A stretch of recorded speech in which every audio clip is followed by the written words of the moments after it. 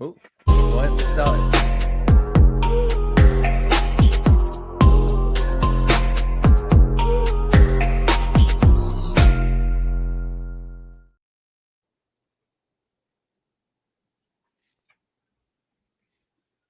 You're muted. I think we all are. Okay. That's weird that didn't unmute me. We'll just throw a pause in. We'll let Britt play with his mic again. I'll edit this out in a day and a bit. Oh, he's eating.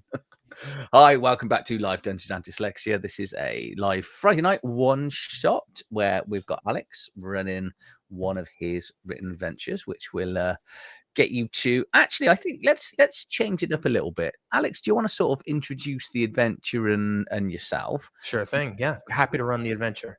Once we've got the adventure sort of started, what I'll do is then the three of us will go around and just introduce our characters, and then you can murder us. I think that's the plan. Well, we'll see how tonight's adventure goes. Thanks for the collaboration, Adrian. Of course, I'm happy to be here and happy to run the game. Coming from the Orange Eyes Creations YouTube channel, where we kind of do this stuff in person, but happy to do this stuff online as well too.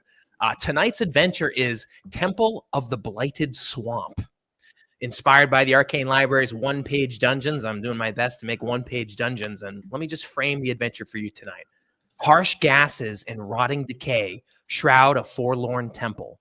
A suffering wretch roams the bog, emitting a blight in its wake, yearning for a return to its once renowned sanctuary.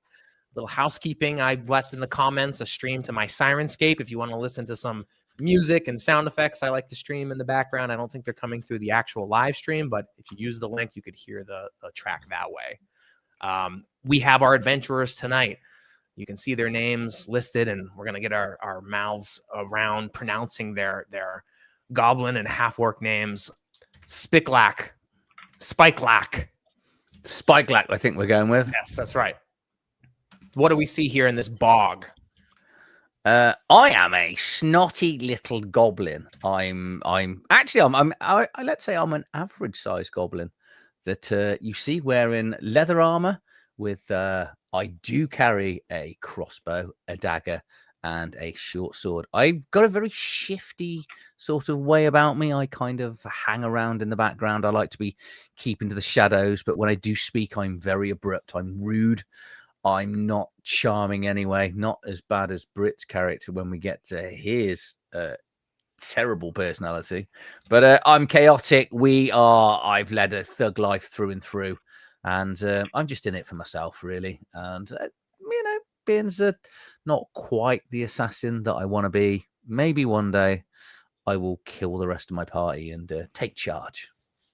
In this bubbling swamp and the muck slowly festering your nostrils, who's following behind Spikellack? Lagnat. What do we say? Lagnat the Bright is a goblin wizard. He is deathly afraid of the dark and carries way more oil and a lantern than he needs to.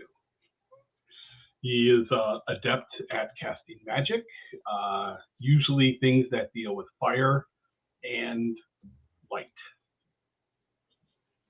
He's the carrier of the light tonight for sure. This bog is deep west from the little village to the east, and it's been growing and festering with each passing year. And following close behind Lagnat is Stugthak. You should have thought of better names. Stugthak. This lumbering half-orc. Tell us about him. I'm not that large for half-orc, but I am obviously larger than my two goblin colleagues. I'd say I'm probably like 5.5 foot tall, all dressed in black. I am an assassin. I have an horrendous charisma of 4, giving me a -3. I'm an assassin because I like killing people. Not that I'm good at it. I just like killing people. And I think we'll probably end up turning on each other. You guys are certainly a rough bunch. This swamp to the west of this village has been eroding away at everyone's presence and resources, and just it's ill-gotten presence needs to be fixed, needs to be cleansed, and no one understands the source of this until the powers that be in your thieves guild and your house of meeting, where you guys all share your camaraderie. You've been told that there was a job many moons ago that went awry or has yet to be completed. It seems there was a spirit, a person placed in this bog before it was a swamp to the extent that it is now. And the powers that be have told you, find this spirit, quell it, and solve the problem. So the three of you are mucking your way westward into the bog, into the swamp, in which you have come across a temple, a large construct there rooted in the swamp. It's almost as if the very bog itself is swallowing this giant stone structure. It's wreathed in vines. It has pillars that are crumbling. Seems like there's a structure here that has been long lost and forgotten, and now you guys have found your way to it. There's these pillars that are out front of the stairs that lead up to the temple, and they're donned with these little crystals. They seem inert. They seem like they could potentially have a power in them, but you can only see through them in the dwindling light of the sun. And with that, it is getting darker and darker in the bog. So I assume Lagnat would be the first to draw a light source. Yes, I wanting to save my light spell for dire situations, I will take out an oil flask, fill up my lantern, and fill it. So you're lighting the torch. I run my torches in 1 hour plus or minus of real time here. So I will conceal it. Probably won't get word of it other than a potential dwindling, but it's going to go out in 1 hour. You all have a luck token. Luck tokens can be spent to re-roll any die, even my own, any die. The temple that lies in front of you bubbles and mucks with just this horrible, crude, oil-like ichor that just drips from the walls itself. Surrounding the area, there's other quagmires that seem to have, little ledges or little paths, but it could potentially be routes that could be perilous, but you could walk around either side of this temple. I want to get out of the bog, and I think that the steps will get us out of the bog quicker. It'll get you into the temple itself. Yeah. If you want, we can go to the VTT if that helps. Are we just going to head in for the temple, or do you want to go around and have a look? Where's the priest? So we don't have one. This is a job for a priest. We couldn't afford one. Priests are overrated. We've got this. I mean, if this thing's a spirit, how are we supposed to deal with a spirit? Kill it. Magic. Well, Oh wait, magic. you don't I mean, have that. I can stab. Well, you're a wizard, aren't you? I know some tricks. I can stab it, but I don't think that's not gonna work, is it? Well, if it shows up, you get in front of me and stab at it while I stay safely behind you and kill it. I suppose we're being paid. Right, yeah, I'm going to make my way up towards the step. I kind of want to have a look at these sparkly things, I suppose. Let's have a look. We don't have to get into the minutia of where people are moving. I just want to use it visually as well. But if we need to, we can say, where's everyone in the moment that we call for it? Also, I'm going to say a round sort of has passed. I'm going to keep track of rounds, and every so often, depending on the risk level, I'm going to roll a random encounter. And or a random encounter can mean a number of things, whether that's environmental or monsters or any host of unfortunate things. So keep that in mind as we keep going as well too. So the crystals that Spikelock investigates gives you the notion that yes, they're valuable, but it looks like they could provide a light source as well too, but they're definitely underpowered. Can we pop them out? Are they attached or? It's almost like they have like a special fuse of metal and gold and like a silver encrusted band around them that yes, if you were to pop them, you'd gain them as treasure, but they would probably never function again. Well, I'll pop one just to see. I'll sort of get my dagger and sort of detach it. All right, Spike Lack's doing that. Lagnut, Stulkthok. All right. Well, I have my lantern lit, so I am going to go ahead and walk up the steps. Okay, yep. Just bring it. Is it daytime out right now, or is it nighttime? The last of the setting sun is dipping behind the thick jungle canopy of the swamp, the bog. All right. I'm going to go to the bottom of the stairs and just hold up my lantern high, which is roughly around 4 feet. That's about as high as I can reach, and see what I can see. Yeah, donning your light in, you can see in the dark recesses of the alcoves there's 4 doors, 2 in the bottom there, 2 on the top there, north, south, respectively, according to the map. There are these giant, thick, vine-covered doors. All right. I'm waiting for someone else to take the initiative and open up one of the doors. Sorry, I'm being greedy and nicking things. I'm going to move in behind. I'm just going to call you Spick. Move in behind Spick. Spike. We're calling it Spike. Spike. Move behind Spike and watch what you're doing when you're removing one of these crystals. And then what about the gold? Try and get some of that gold. Get the gold band. You might as well take it all, haven't you? So, Stulg, you're watching Spike work his finesse. As 2 rounds have passed, let's see. Okay. And you're surveying the land. You can see just mucking, bubbling in these bogs. You can see to the north and south on the map there, those little dotted spots are thick bogs. You could probably slip between either of them with the white space there. I think if I do a little ping or something, yeah. In these open spots, you could get around the temple should you want. But otherwise, you just have passage back to the village further east. Spike, you pop one of the gems off. You can see, you almost hear this exhaust of magic, just come out of it as if to extinguish its properties forever. Lagnak, what do you think to these gems on these pillars? What do they serve a purpose, or are they just to look pretty? I'm sure they serve some purpose. Did you see that burst of magic when you plucked it? Yeah, I think Spikes just broke it. Whatever it did. The damage is already done. Take them all. Yeah, take it all. Take the gold as well. That gold banding.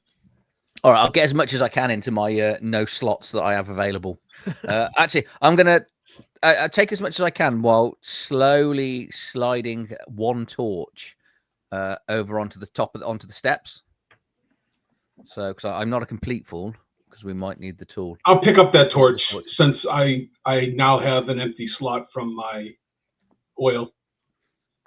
Okay, so I'm going to get as much as I can, and then I think let's make our way up the steps. So, Spike, are you going to the second? There's 2 of them there, those little star things. Are you dismantling the second little gem on the pole? Or are you just stripping that first pole? I was just going to strip the first one for now. Okay, I just want to make that clear. All right, so yeah, you're working, you're taking your time to strip all this gold. Strip the other one when we come out. You've got arms and legs, haven't you? I can do it now, but we can leave it till they come out, can't we? Yeah. I mean, you've probably already broken what it did, but yeah. Once I've got as much as I can, then I will move towards the steps to get out of this bog, and then just try and sort of scrape as much of this muck off me as I can. What's the entrance like to the temple? Is it a big double door, or is it just an open entrance? From what you can see from Lagnat, he's revealed in that there's 4 double doors to the north, to the south. Are you progressing up into the doors to examine them further? They're large, giant stone slabs. I wouldn't even call them doors. There's definitely recesses as doors. So these are the doors. Oh no! Yeah. There's 4. Okay, yeah. All so right. The others are these, aren't they? Yeah. Any preference?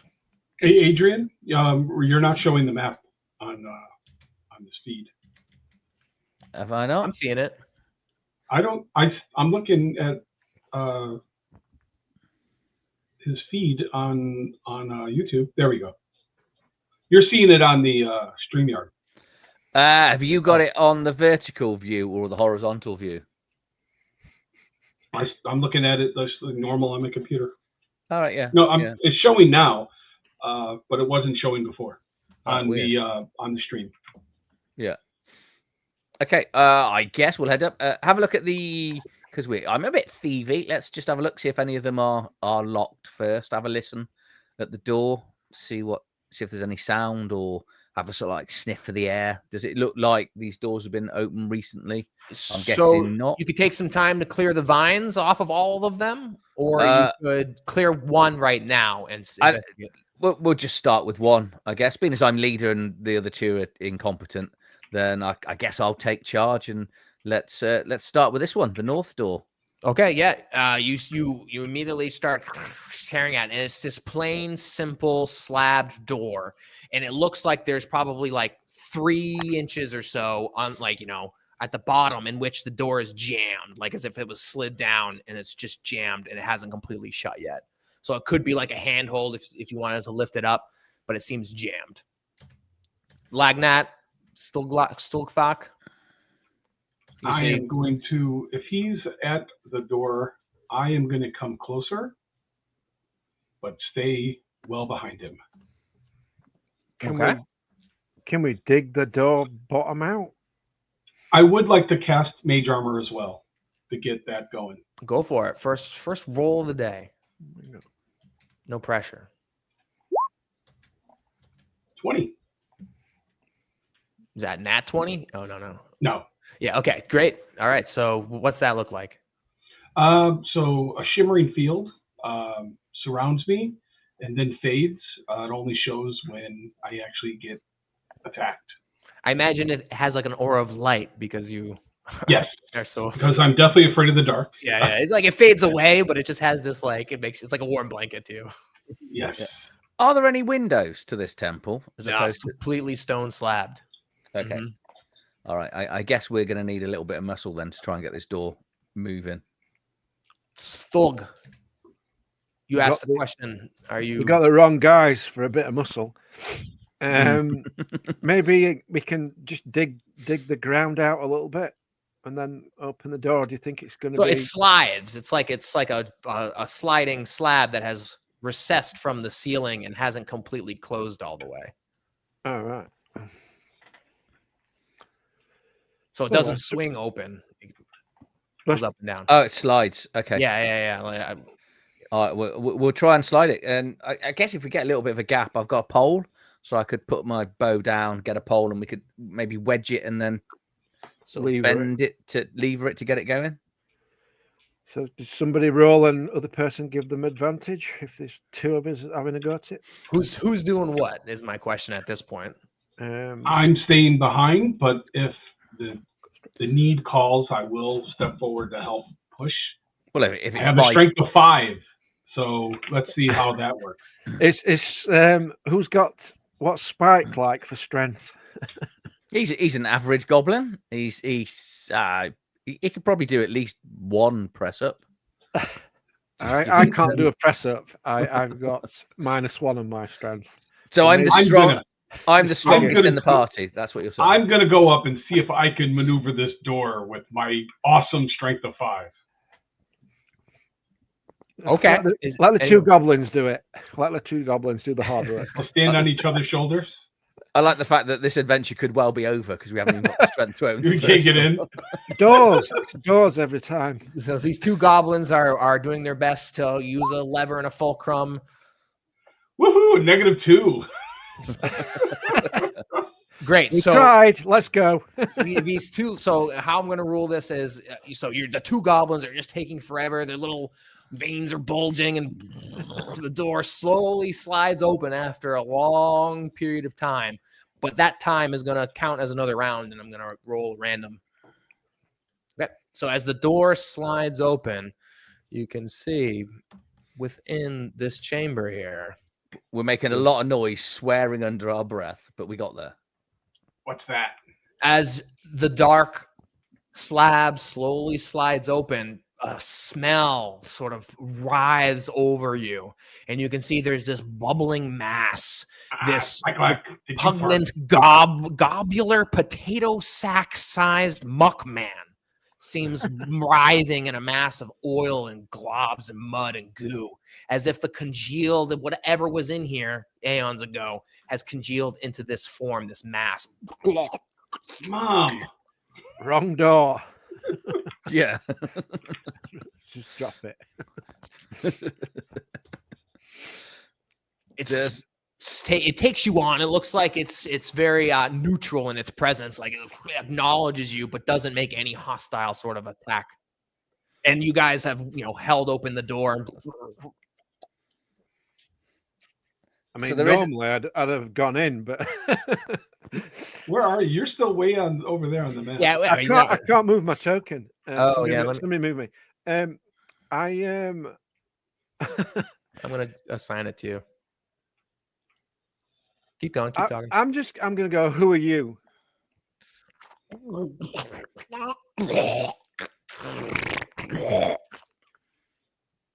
Okay. It's not moving towards us or anything. It's not aggressive. Nope. I will back away though, as it, now that I know it's there. Well, you want to try a different door? And it seems like there's a corridor that goes further deeper into the passageway there. Go talk to him. Right. I'm gonna go in, but I'm gonna edge round the south wall. So I'm not gonna go near it. So edge around the south wall towards the corridor, but keeping my eye on the mud man thing. Yeah, like that. I will move to the door to give light. Does it watch? Is it watching me? Is it? Oh, it's curious. It's in the light. You can see whatever bulbous bubbles that are popping and forming new eyes. Just seems to have like little dots of dust and muck that look like pupils, and it's like they constantly are tracking you. But it's not coming for me. It's not. Anyway, no. I'll just come on, ignore it. It's fine by me. I'll maneuver through, let the door fall. Now the wizard's in, and we'll go past. Okay, you guys start heading deeper into the temple here, and you can see that there's vines that are covering these doors as well too. There are normal wooden doors within the temple here that go deep within the actual temple. Let me see if I can get a good reveal here.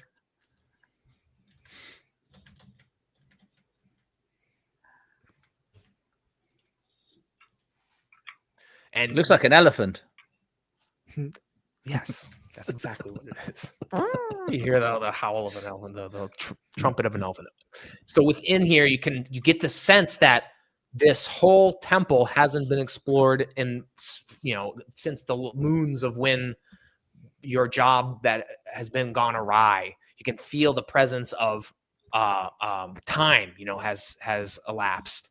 Things are in decay, other than the stone itself, which is holding on for dear life. There's a door right there in the passageway and another door further down the corridor. Are we going through the door, or should we carry on down the corridor? Yeah, well, I guess we'll have a look through the door. It makes sense to do a door as we go through. Yeah. Make sure nothing sneaks up behind us apart from the creature that we just left. He's made of potatoes. Yeah, it'll be fine. He means there's no harm. So yeah, I'll open that door then to the right. Do we check for traps? Is that a given? Yeah. Well, our the thief should be doing this. I'm very good at looking for traps and things like that. So okay, would you like me to do all that? Maybe you I'm should. I'm going to pass up the rest of the group and come to here, looking down that other part of the corridor. All right. Sure nothing comes that way. I'm the door goblin, so I will do the listening, having a look, and then attempting to open door if I'm convinced there's no danger there. Yeah, you can see that this door, compared to the other door further down, seems a little bit plain in construction. You can already tell that the other door further down, Lagnak kind of tells you like, yeah, that door's like a little sparkling or whatever. But it is not. It is untrapped and opens effortlessly. Oh, okay. Do you want to do this corridor Okay, but we'll do the I corridor. say we go in and we shut the door behind us. Okay. That way that thing can't follow us. Okay. He seems to be scared of the dark and Potato Man. So I guess we'll go into this. Potato Man, he's been in the dark for so long, the darkness has probably seeped into him. This room seems fresh compared to all the what you've seen so far, outside, exterior, and this hallway passageway. It's as if this door hasn't been opened, and you can see that door in front of you has 4 like sheaths of wheat in a very prominent sort of presentation.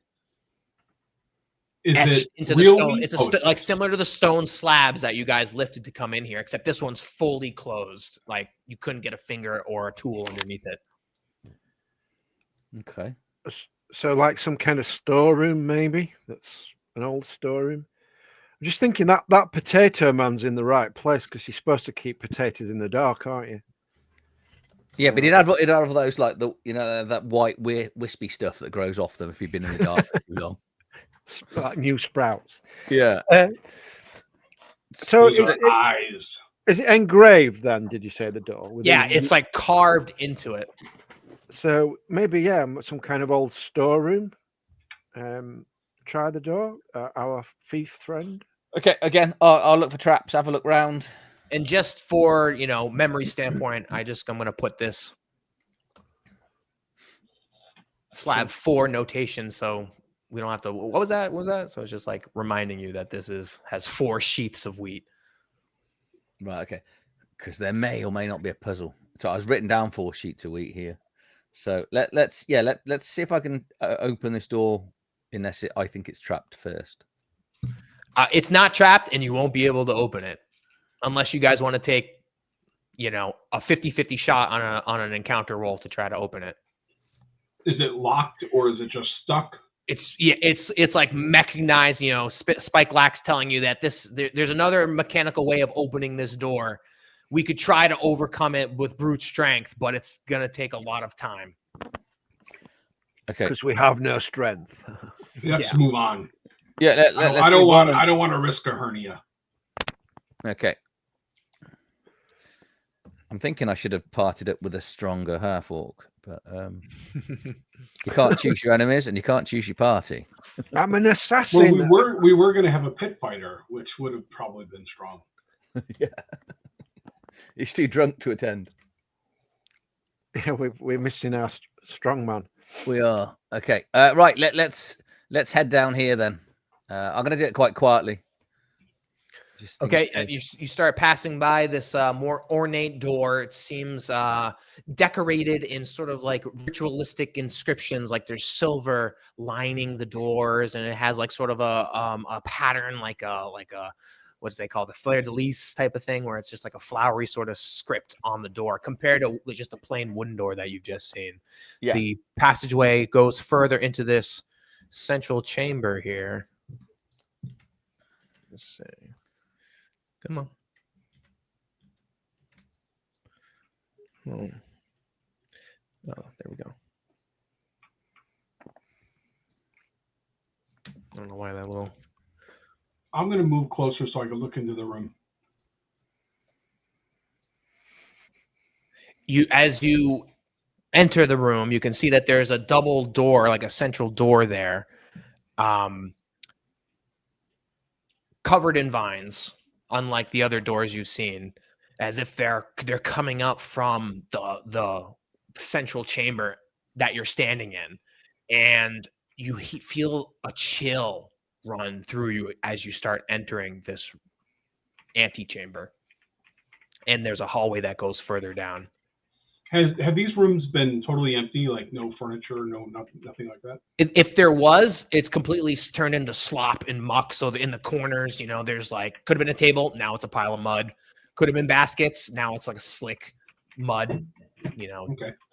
Can I use like a dagger or something to push through the mud to see if there was anything of value that might still be available? Yeah. Mm-hmm.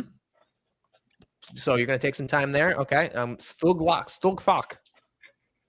Just getting everyone's positioning. Spike Lack, before I move beyond you, what did you say you're doing in all this? You just... Again, just having my usual nosy at this doorway. Yep. Okay. So are you looking at the single door, Yeah. Spike? Yeah. Yeah.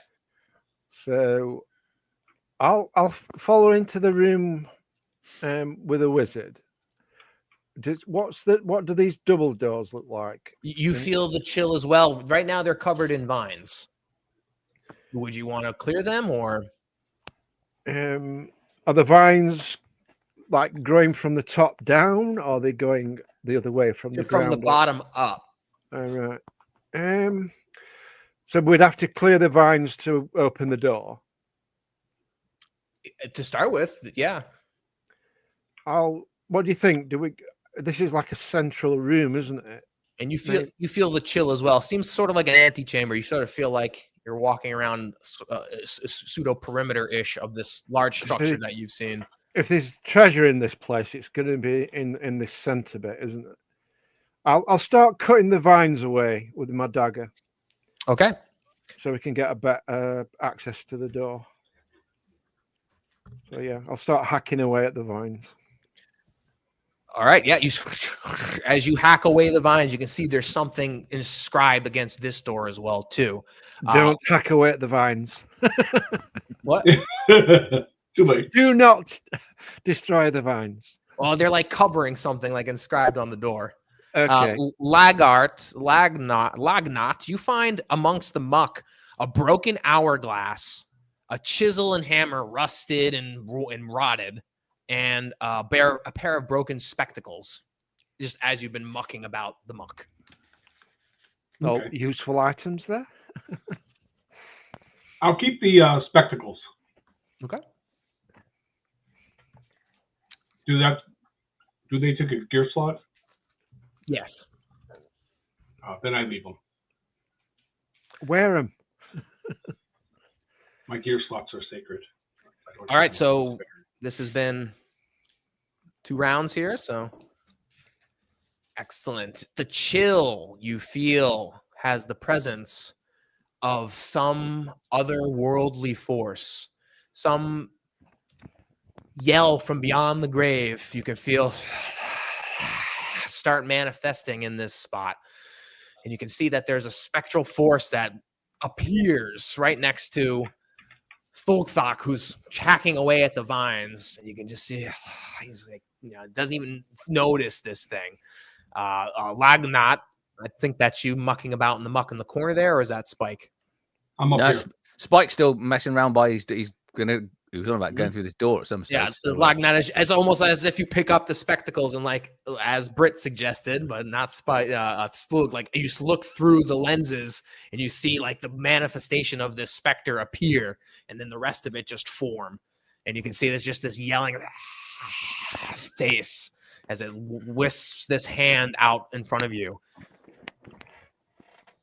Does anyone recognize this spectral force? Is this the guy that we were supposed to have got rid of? Is this the thing? Does he look familiar? You tell me. Does anyone recognize this force? Well, I'm not. I've got my back to him, haven't I? So we'll let Lagnat. I'm giving you the chance. Is it our man? I don't know who it is.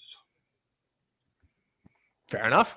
This force just with these strong, spiky claws, slowly just writhing its way, and its scream just echoing throughout this chamber. If there was anyone around, they definitely know somebody's here now. So I now know it's there. So I don't recognize it either. I presume I'd recognize. Is it human or is it? It's humanoid.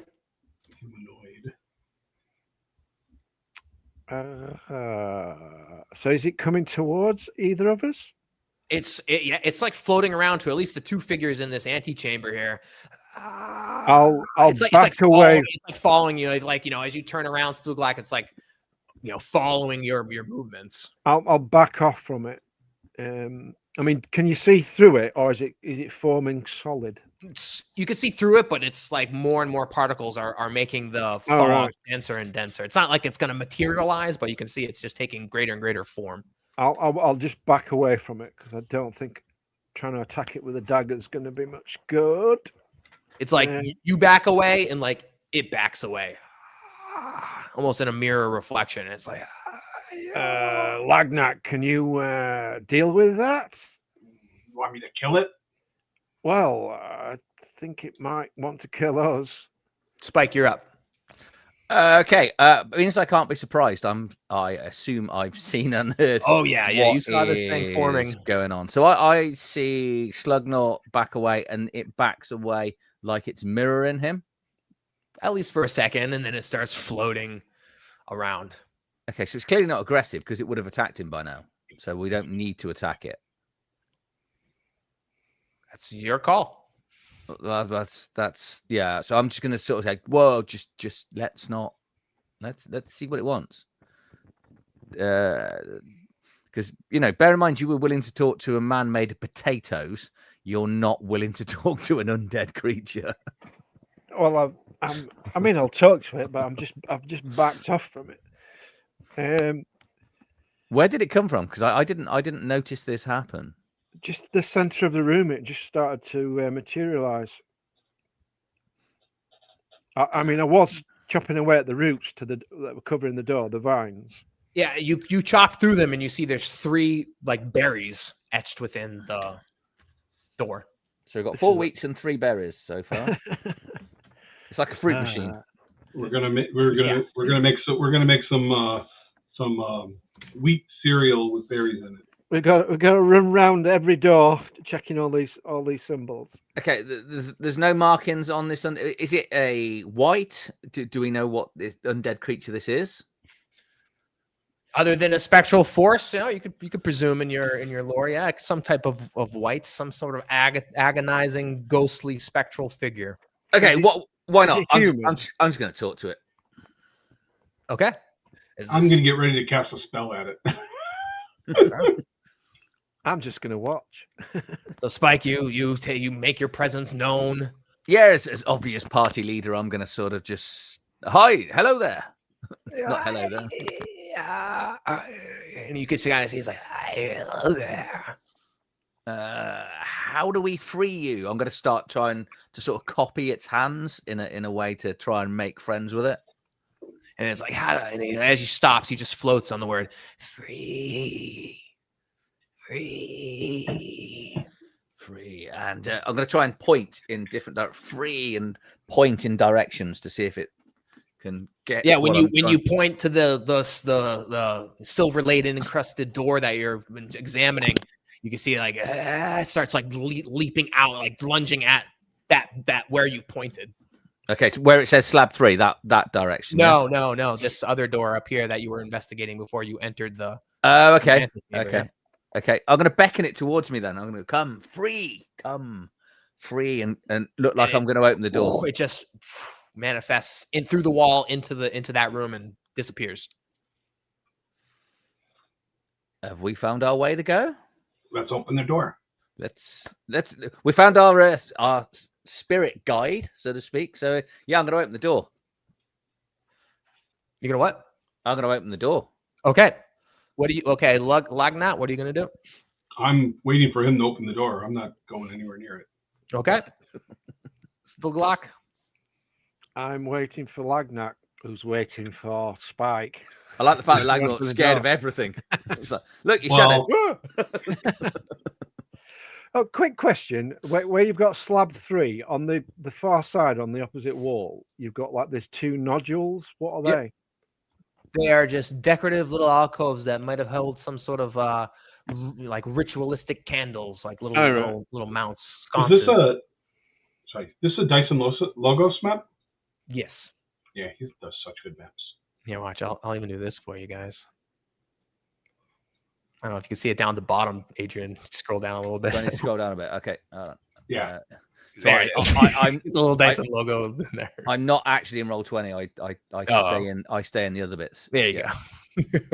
Cool. Give the man his credit. Yes. So little sconces just holding like ritualistic candles or pans of oil that have burned away. All right. Okay, What do so we see in the room? Yeah, so you guys have taken some time waiting for him to open the door. He was examining it. It's not trapped.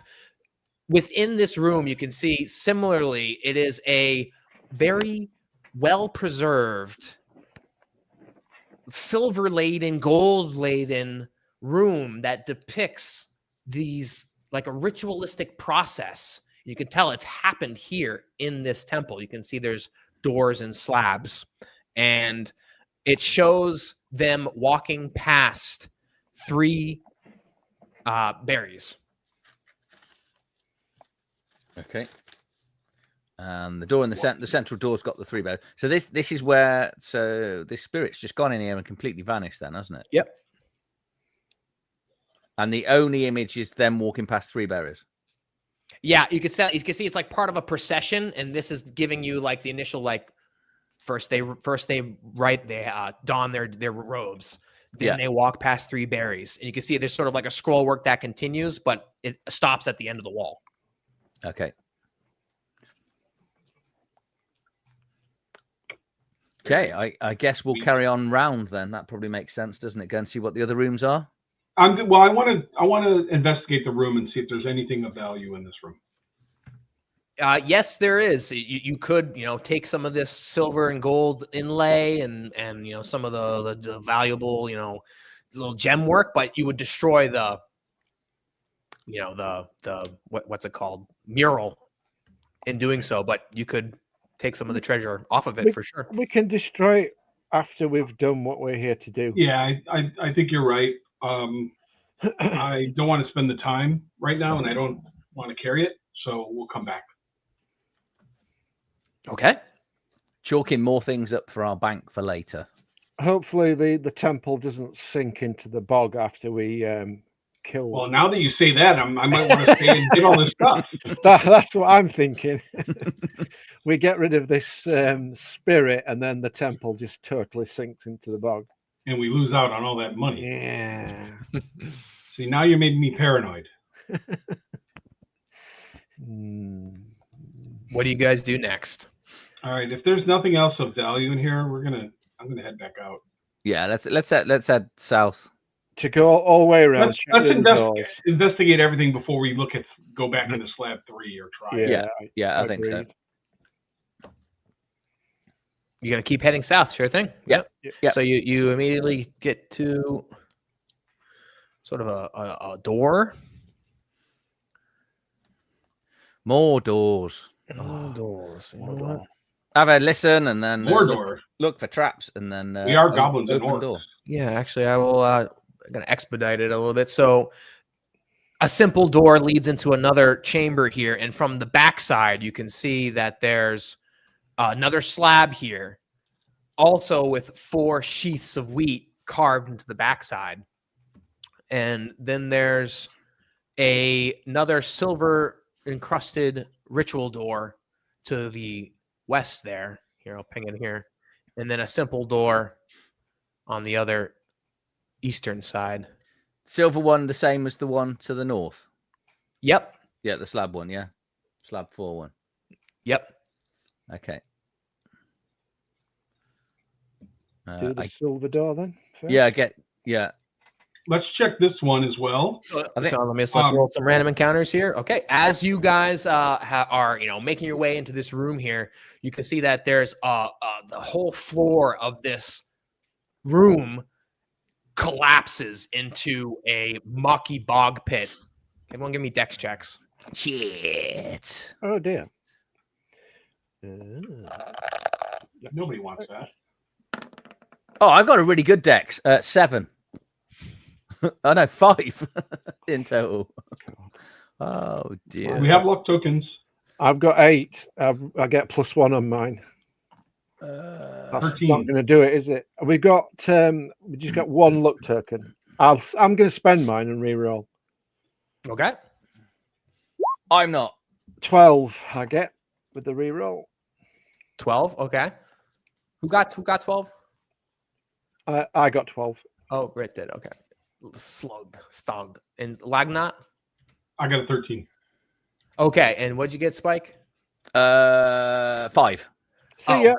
Okay, so you can see that the bog starts mucking in, and Stulg and Lognot manage to jump out of the way as Spike just gets drawn in. You can see immediately it's up to his waist, and he's in this mucky bog pit, just slowly mucking his way down into the bog. Do goblins float? At the bottom, they do. Anybody got any rope? Come on. Can you get out of that? Are you? Am I like Artax in the Never-Ending Story? I'm slowly like, Yes. We're all going to cry afterwards. Yes. Yeah. No, I was going to say nobody's going to cry though. We're just going to laugh at you. I've got my pole, so I'm gonna like try and like shove me pole out and sort of wave it to one of them to try and grab hold of it. To So pull You want out. me to try with my 5 strength? If only we had some strength to help you. Okay, so rip the pole out of your hands and then push you in with it. No, you might have some stuff that's worth something. Oh, he's got the gold. He's got the crystal. And Yeah, the we don't gold. want him to go under. We got to get him out. We can't let him go under. so Spike's got his pole. He's doing his best. I'm going to grab onto the pole as well and try to help pull him grab out. Spike's pole. Okay, Stulg. It's not dirty. Good grip Right. on Spike's pole. Not in a dirty way. No. Okay, sure. So whoever's got the highest strength, roll with advantage. If you fail this, you're gonna pull him out. It's just we're gonna roll a random encounter roll. If you don't, then you pull him out. I've got higher than 5. Not much, but I've got higher. I've got 9. Oh, That's only a -1, but you get advantage. yeah. Let's do this. You see go on the slowly right. mucking up. Goddamn thing. That one. So that's not going to do it. Then with did you spend your luck token already? Yeah, but I've got advantage, so I roll again, don't I? Oh, that's right. Yay! Nice. So, it's a 14. It's -1. You think you don't have it, and then at the last bit of the nick of the last moment, you pull this little goblin out, and you can hear in the adjacent room like. It was the gold. The thought of the gold. I couldn't let him sink. It's as if Spike's presence in this muck has alerted this other. What door are we hearing that noise from? The eastern or in this west side over here. Let me see if I can. Come on, Bing. To the east. Okay, so that's probably another one of those potato sack creatures, like in the northern room, right? Yeah, it sounds very similar. Yep. Maybe you need to check for these booby traps a bit better, Spike, and then you won't end up in the bogs. I checked the door, which was my role, and there was no traps on the door. Maybe check the floor. You know, you've got this pole. You could check Wasn't so much of a trap as just the temple like decaying just suddenly. Yeah, it's just old, like you. Yeah. What do you do? Old for a goblin is like 30. So that's coming from the east door, is it? The Potato Man sound. Maybe check the south door first. I think those are going to be harder to get into. This one here, the slab 4 one. Yeah. Yep. That's got the wheat on it, has it? Yep, 4 sheets of wheat and slab door completely set. And as Spike has pointed out, like the mechanism like the other one. All right. Maybe there's some kind of lever or something in the central room that'll open up. Yeah, because two mechanical doors. I think let's open the door to the east and just make sure it's a potato man. Potato man. Yeah, that's just going to connect back out to the outside, isn't it? Yeah, but there might be a bag of wheat in there, or 4 bags of wheat. It's Potato Man Guardian that's just let us walk in around the other side. Yeah. I think they'll get aggressive when we activate something. You think? Yeah, so I'm going to open the door to the east then, Alex. Okay, yep. So as you open the door to the east, you can hear the bubbling Muckman, as you've predicted, completely envelop himself in the mud, as you've seen, connected to the mud. Oh, I'm trying to do. What am I doing? There he is. You can see he's standing in muck as if it's connected to the layer of muck that you've fallen into, and he seems to have like a hunger for your taste as he starts to just By our slowly taste, muck. you mean, like our flesh? Like the taste of Spike that has dipped into the muck layer, and now he has like affinity Oh. for him. I think he likes you, Spike. So it's like their ketchup. That's what it is. Exactly. Yeah. Spike So and Muckman sitting in a tree. I think we should shut that door, and we're going to have to try and clear the slab 3, or go back right to the front entrance, aren't we? No, leave the door open. Come back Let's into the kill room. it. Let's kill it. If he loves that muck so much, he'll get into the pit because it's full of it. Okay, sounds doable. He might want a bath. All right, we'll go with your genius plan. We'll back up then to the far side of that room, leaving the door open, and see what happens when he comes in. Try and if he comes through the door, and point to the pit. Okay, so you guys are, taking your positions back further in the room, and the muck man just rolls and boils his muck into this room. And as he crosses over this muck pit, you can see he starts to like absorb the muck, and he just like gets a little bit bulge, gets a little bit. Oh shit! That was a bad idea. I cast magic missile immediately. So he's healing. Excellent. Oh balls! I'm going to Let's cast roll magic missile at initiative. it. Okay. Trying to do him a favor because he likes the taste of muck, and then he's growing in size. That's not what I thought he'd do. Initiative. That is based. What's initiative based Dex. on? Is that its own thing? Dex. Dex, Oh, got 13. Oh, you get your +1, don't you? Where's my coach? You got D20. Oh, I've got loads. 17. So is it add your Dex, or is it add the bonus? Just add the bonus. Oh, so I've got 18. Who's got the highest 18 so far? Anyone higher than 18? 10. I'll be on. All right. So Sthulg, and then we'll go Adrian, Lagnat, or Spikenat, and Lagnat. Okay, so Sthulg. I don't think it's going to do much good, but I'm going to throw my shuriken at it. And watch my shuriken disappear into its body if I hit it. So, throwing star coming your way, totally miss it. And it just Clank! absorbed right into the muck. All right. Oh, Totally. balls. I'll scream at it. I want that back.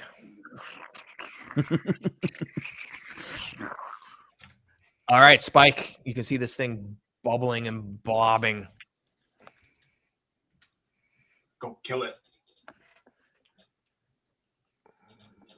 What do you do, Spike? Dagger. Uh-oh. You with us, Adrian? Okay. Me. Yeah. Spike. Sorry. Yeah. Sorry.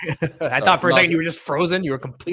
No. It's because what I've done is, for some reason, I can't change my name from Spike on this sheet because it's got me as Stugthak, which is Thingy's name. Right. I'm going to shoot him with my bow. So I've got a +3, +4. Because Okay. I get an extra +1 for being a thief.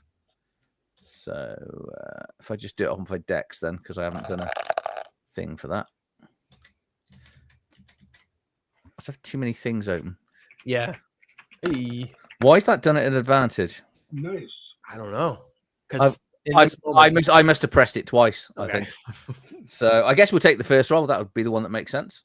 That makes sense. Okay. So that's a 22. All right. Your hit's true. Roll for damage.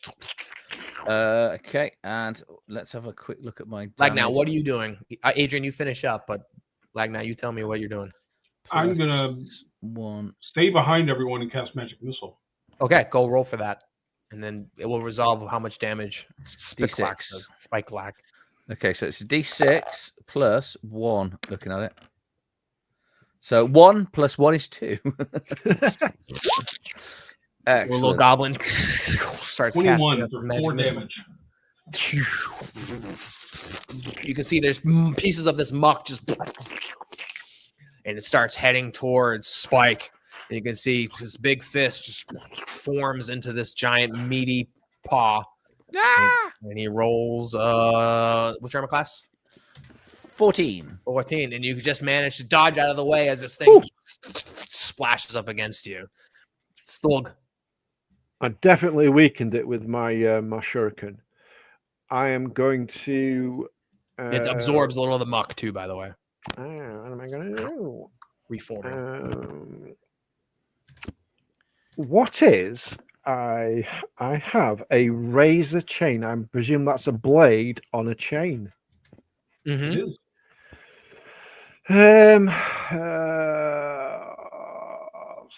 Is it just like a normal close combat weapon? It doesn't do anything. Yeah, you can attack out to 30 feet with it. Oh, really? I'll use that then, because I don't fancy getting close to it. So at range, can I do my razor chain at it, please? Yeah, roll for it. Will that be using dex or will that be using strength? Will it be dex? It's either or. It's going to be dex. I'm a ninja. I'm a half-orc ninja. Wow. Here goes. Dex plus 1, so 13. Your chain riles across and hits him square in the chest. Roll for damage. Oh, cool. Spike Black, what are you doing? Come on. I'm going to shoot him again. Go for it. Roll for it. You need a 12 or higher. I've no idea what I'll do. It only does D4. Lagnat, what are you doing? I'm going to stay safe behind the other characters. Ah, and sails keep shooting straight it with by. magic missile. Roll for it. You see this thing's heading toward. He's trying to reel up, and you can just see he's puffing. I'm going himself to in. move a little bit of distance as well. Oh, I'm going to spend my luck token because I failed on my magic missile roll. Okay. Look at that. 4 I'll points of re-roll it. damage on a D4. 22 for 3 damage. You can see this thing's trying to puff himself up as Stulglok's chain wrecks him, and the magic missile finishes him off as the last of the Muckman just dissolves away. And you can see that its essence has just completely evaporated, despite it being in a pool of muck. So it's not going to regenerate. You've destroyed the very essence holding it together. Can I run over and look through what's left of it and try and retrieve my shuriken? Yeah. My unlucky shuriken. Yep. Go ahead. Roll for it. You'll get it back on a 4+. On a D20. Nope. On a D6. Sorry. A D6. 4+. 50-50. Oh, look at that. You got it. Got it. It's covered in muck, but I've got it. I say we open up that door that leads to the outside so we have multiple ways of getting the hell out of here if need be. Yeah, ready for a quick exit when the temple sinks, which it's not going to do. Exactly. In riling through the muck as well, Stulg, you find wind chimes made from finger bones. Oh, nice. That's a pretty little thing, isn't it? Yeah, keep that. Oh, that's lovely. Nice. I'll put that out outside my shack when we get back. Your old fishing shack. All right. My So hovel. what do you guys want to do? There's muck here. It's kind of made this room a little bit harder to navigate, but you We can wanna go around the it. perimeter, but it could potentially continue to deteriorate. Okay, All right. So then maybe not. Let's go back in, and I say we go to the center room. I mean, there's two There's doors. also a that lead door here as well too. I don't know. There's this door, isn't there? We haven't tried. That's one of the ritual doors. A silver Okay, crusted. so we've gone out in that. Let's look in there too, because the spirit wanted us to look in the other one. Maybe this one's important as well. All right, we'll try it.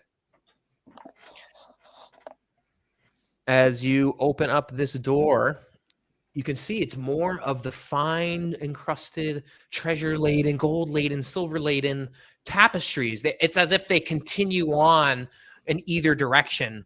And you can see that the ritual procession walks past 2 jars of milk and walks through 3.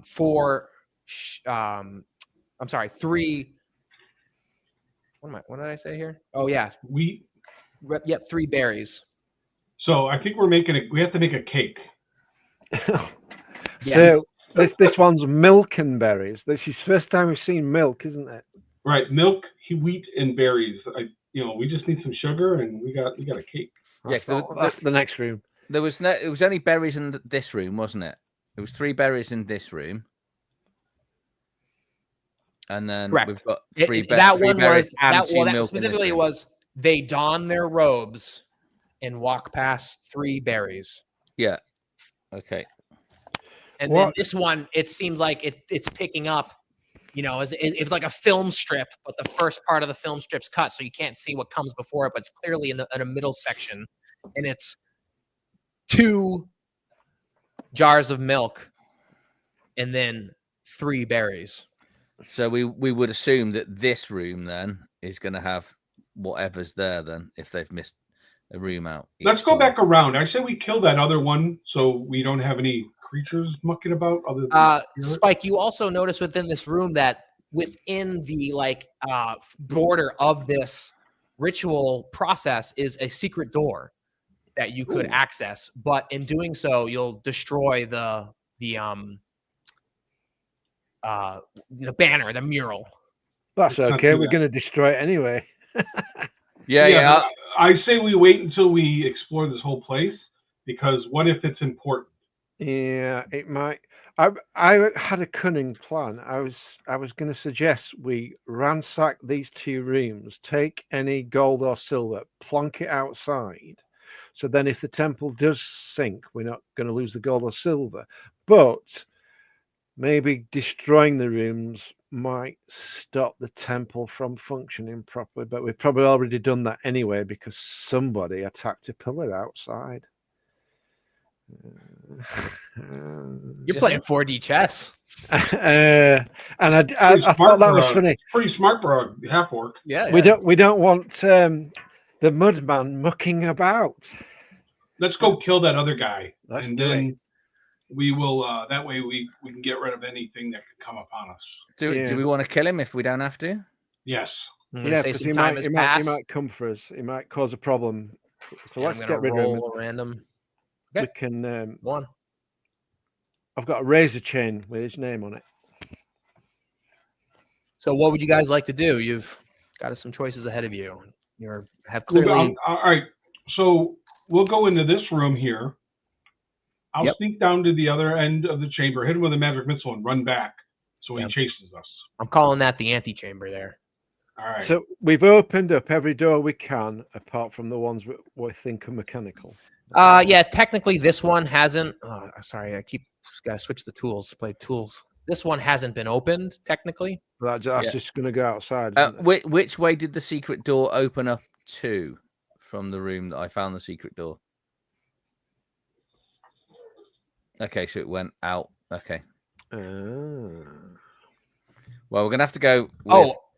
Within this room as well, too. In your deliberation, you find that there's like those altars that held various ritualistic rites. You find that there's a pair of gloves. And they're still in good condition? Very good condition. Let's pick those up. Yeah, we'll take leather. The leather gloves. Who found them? You tell me. I did if I was looking. Okay. If they are fine, the thief took it. That's what thieves are for. I need to drop something. What should I discard? Put them on. Put them on. What could possibly go wrong? Just put them on. So, if they're nice gloves, I'm going to wear them. Why not? Why not? Sure. Yeah. So as you pick them up and you don them, and you can just feel a chill like manifest over you as you see this creature. His fangs that weren't there before have appeared, and his claws appear, and he's not lunging at you, but it's like he's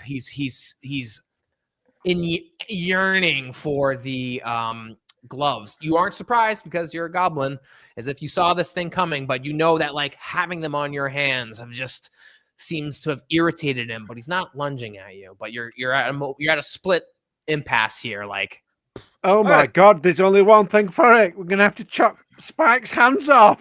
We'll have to let's just take the gloves back off then. I think You can't. They're stuck. so. Can I remove them? yes. Yeah, I'm going to take them off. It makes him even more angry. Oh, I'll put them back on. Oh God, I've upset this thing again. Is this the same one? Yes. Oh, we were friends. They're obviously his gloves, and you're stealing his gloves. Yeah. No, they're part of the ritual to help free him. Free you? He's got no use for them. So no, okay. This is all part of it. This is all part of it.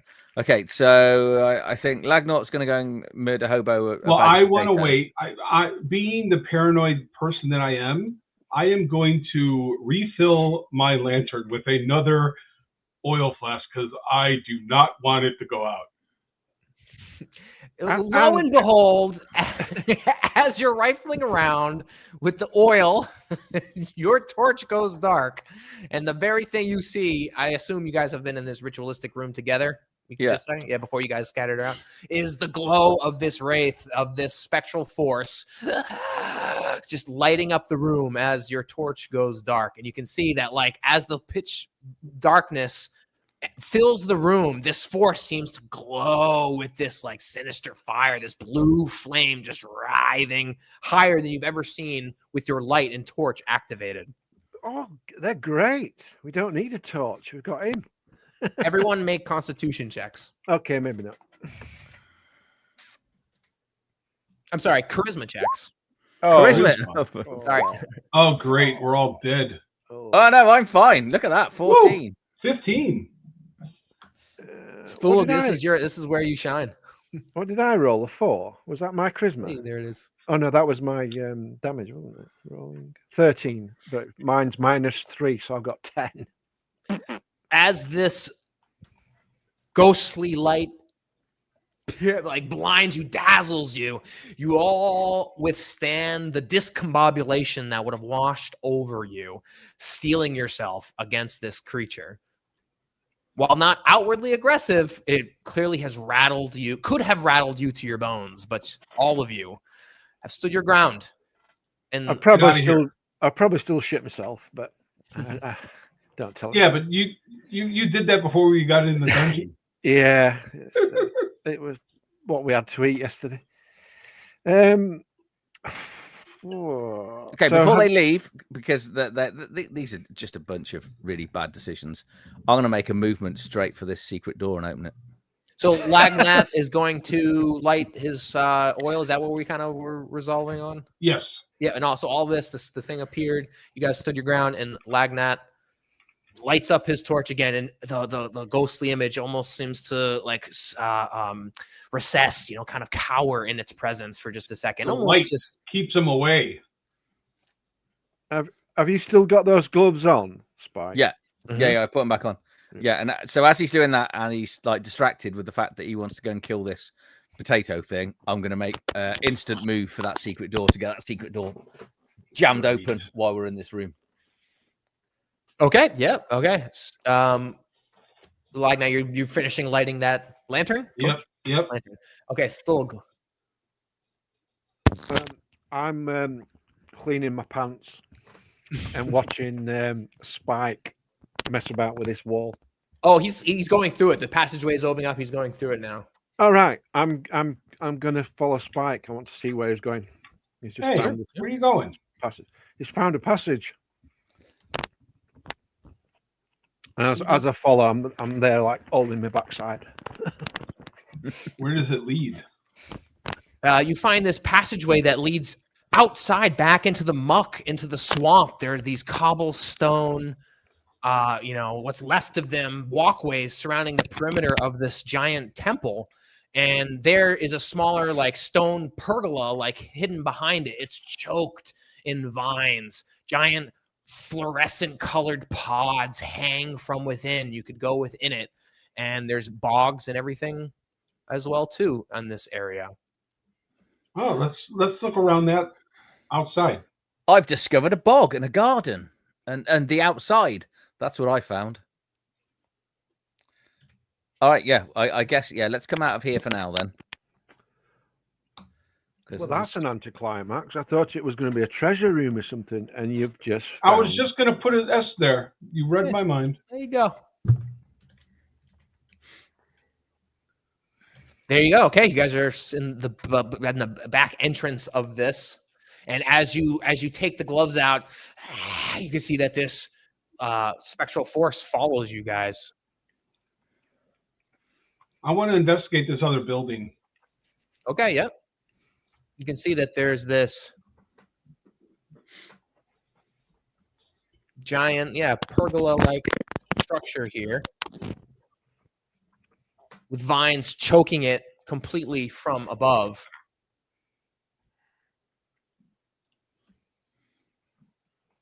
Guess we'll go in and have a look.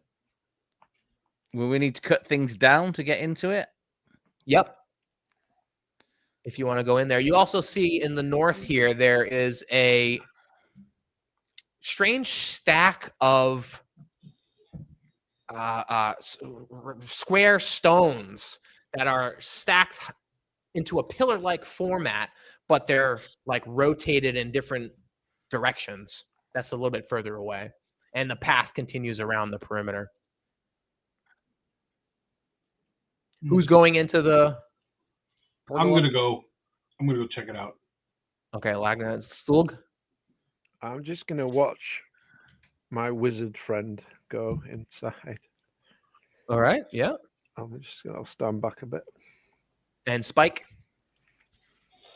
If they're gonna go that way, I think I'm gonna carry on. I think I'm gonna carry on up the path and go and have a look. See where the path goes, because it's weird that because paths always go somewhere, right? Mm-hmm. So that's where I'm going to go. Okay. Is the star on the map? Is that where that column of stone? Yeah, it's like a point of interest. The other ones were the little gem things. All right, so it's a Lagnat. As you are entering the pergola, you can see these vines similar to the ones that are on the slabs of doors, the slabs and doors. Are thicker, and these are covered in these fluorescent pods. You can see that within the vines, there seems to be these pedestals similar to where you guys just left holding the gloves. There could be things on them, but that are completely covered with the vines. I'm going to go check them out. How? I say as the vines animate and grab me and kill me. So you're gonna go rifle in and grab them, or Sure. I'm gonna go take a look around. Or you're gonna move the vines? I'm sorry. Yeah, I'm going to go in there and move the vines. Just slowly try to move them away. Mm-hmm. Okay, sure. And Spike, you and we're kind of a little bit out of order. You can see this path continues around. You can see it's off in the distance. It's out of the shot of the, you don't have any light source, do you? You can see that there's some sort of alcove of stone on the north side of this temple as well, too, and surrounded by bogs and muck as well. Okay, yeah, because obviously I can't go more than sort of 30 feet away from him because of the light. So I guess I'll just have to head back now round. Is that a wall to walk through? So I'm guessing we've got the doorway It's like here. a platform. We'll say it's like a stone flush platform. Yeah. So I can stay. I'm going to stay within the light and just have a look. Then I guess I'll head back into here. Yeah, and we'll say since you took an effort to go around and look, you could see that those stones seem to rotate as well too. And on top of the stack of stones is an inverted pyramid in the similar structure of the stone gem that you pried off at the front of the temple. Ooh. Let's put it in. Let's put what I pulled off in there. And Stulg?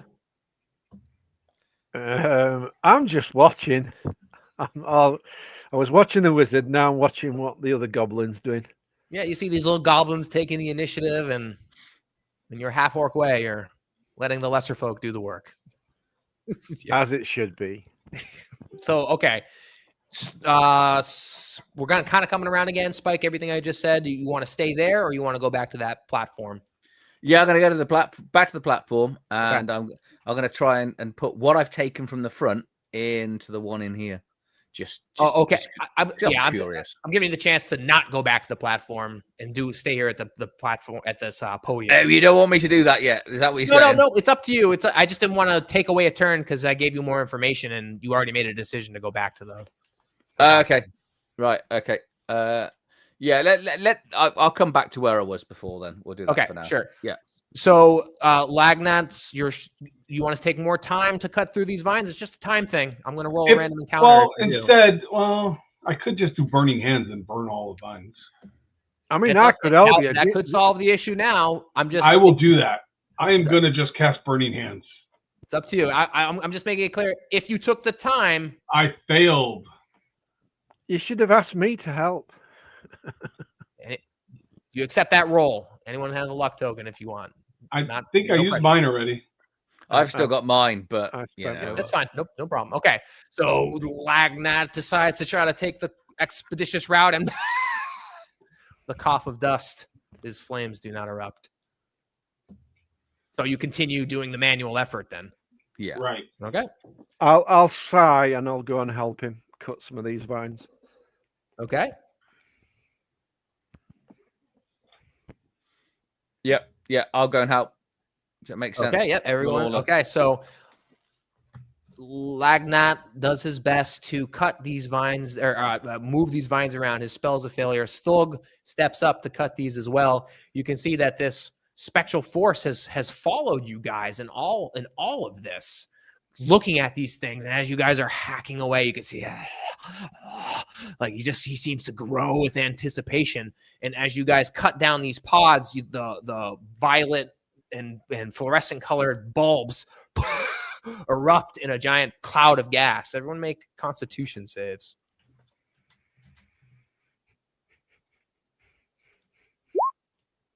Five. I guess that's maybe a time for a luck token. Crit. 5. Look at that. What's my Constitution? -1. Yeah, it did the math for you there, unless that's not your stats. Oh, wait, no, I'm looking at the wrong one. I got +2 on my Constitution, so it's actually 14. Oh, I got a 5. Yeah, so Lagnat, you seem to take the brunt of this gas as all of a sudden you just start vomiting all over the pergola here. Can I aim it towards one of my companions? Absolutely. Yeah, as long as it's not me. Who's closest? This noxious gas is going to debilitate you until you make another save. As you hack away all the vines, you can see that there are items that are appearing from beneath the thick, vegetation. An opulent piece of armor, a belt, and a helm. Does any of it look like the clothes that anyone was wearing in the sort of paintings on the walls and stuff that we've seen? No. They seem ritualistic. They seem in style and flair to the gloves you're wearing. Okay. I guess it probably makes sense for one of us to start wearing it all then, wouldn't it? I'm not going to wear the armor. I'm going to get naked and get this new armor on then, I guess.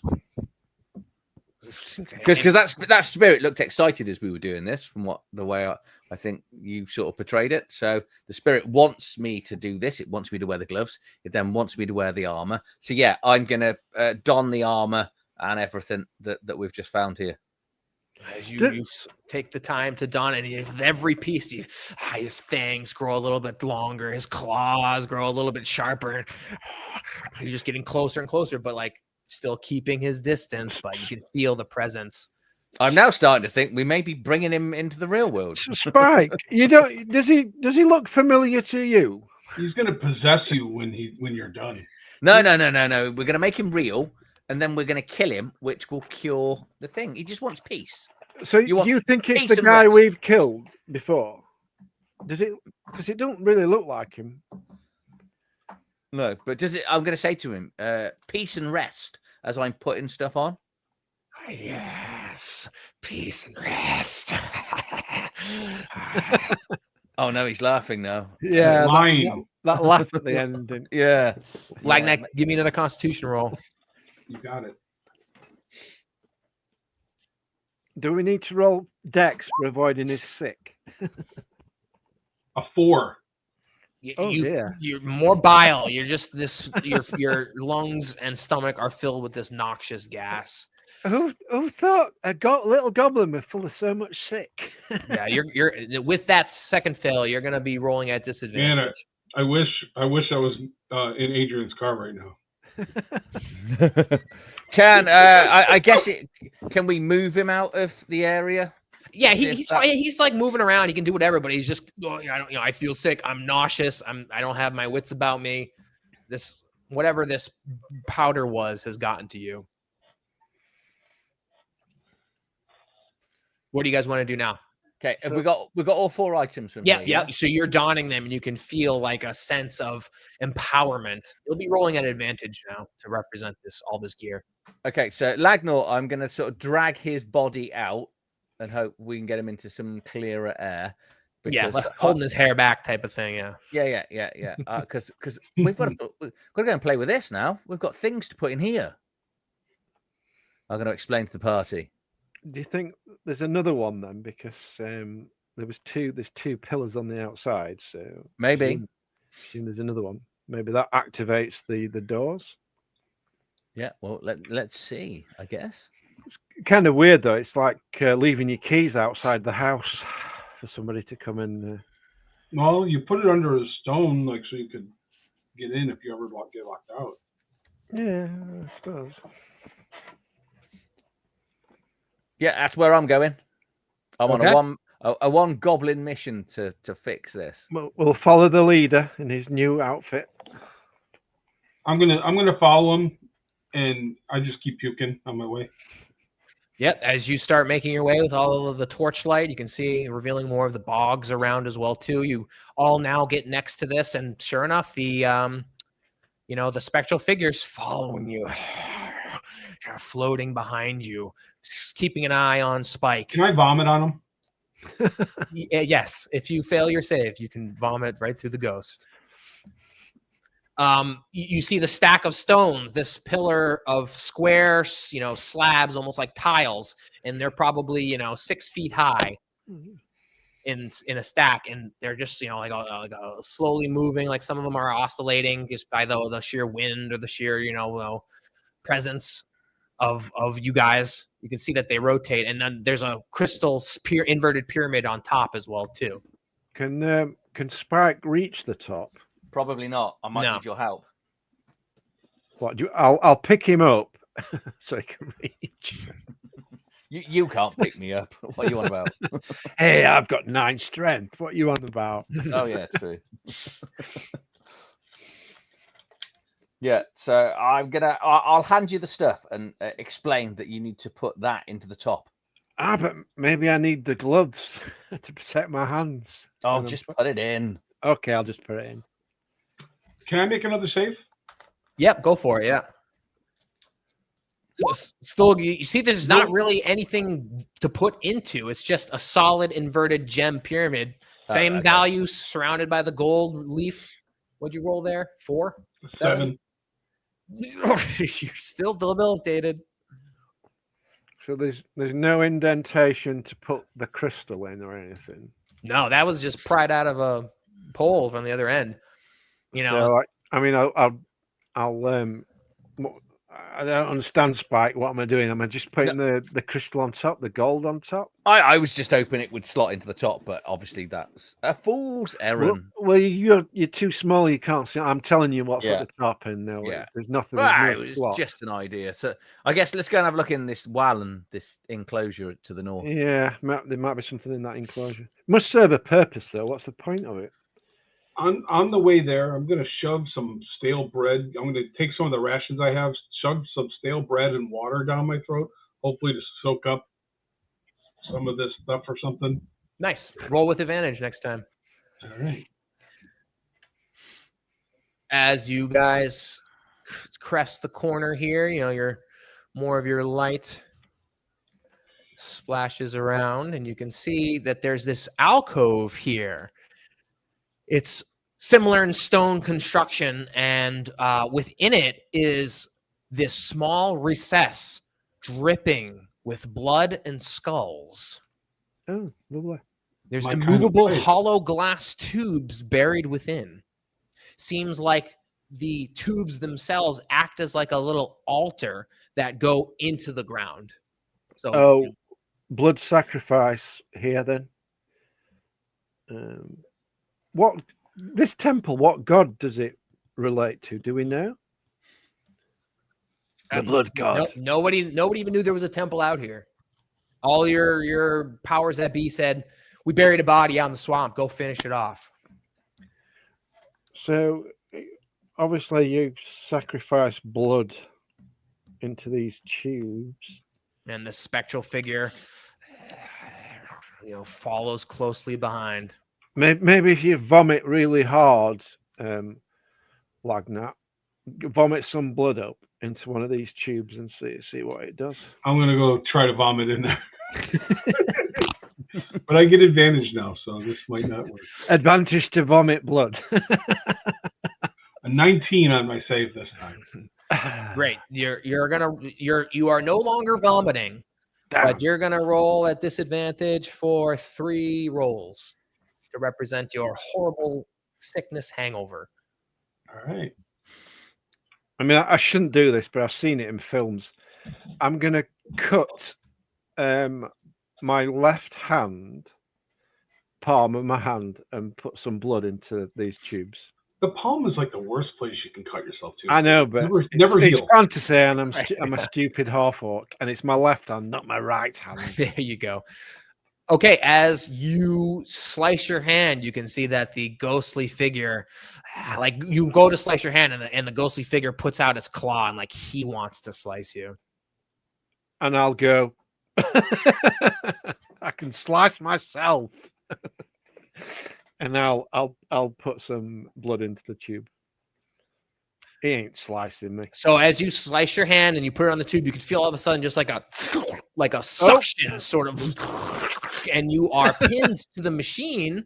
And you can see that there are these other muck creatures that appear, except this time they are completely filled with blood. Well, that's not what I was expecting. But maybe I control them because I've created them. Roll initiative. Shit. Spike, you won't be surprised, but Neither will I, because I'm also a goblin. Yeah. Are you surprised at my stupidity? Yes.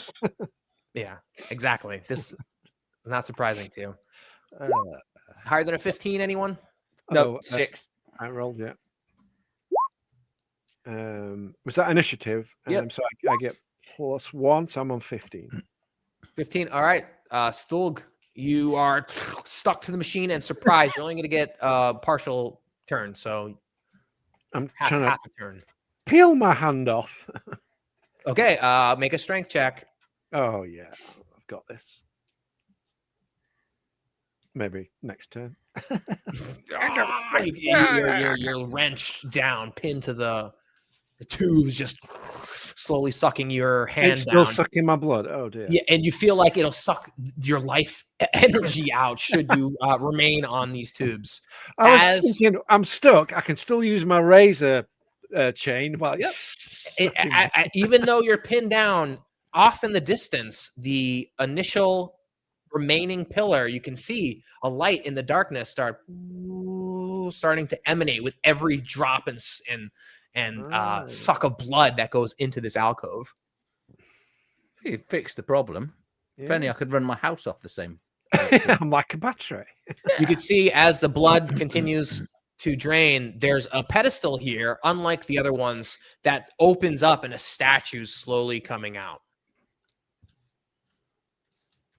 Okay, Spike, you're up. I've got an idea. I'm going to shoot one of these mud creatures. Blood mud, yeah. Yeah. Ooh, these creatures, we need to get in there because their blood, they'll power the whole place up. I can't see. Oh, what a critical fail! I completely missed. Huh. You accept that roll. I haven't got a luck token. Okay. Okay, I won't accept it. I'll play the Jedi mind trick. Did that work? Well, then that means you. How are we going to change it? Use your luck token. I'm just giving you the option to make the decision to spend it.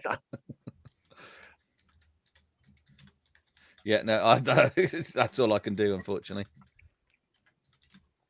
Okay, so no luck token. Is that it? No, they've all gone. Everyone's used. Oh, okay. Sorry. Yeah, All right, Lagnat, you are.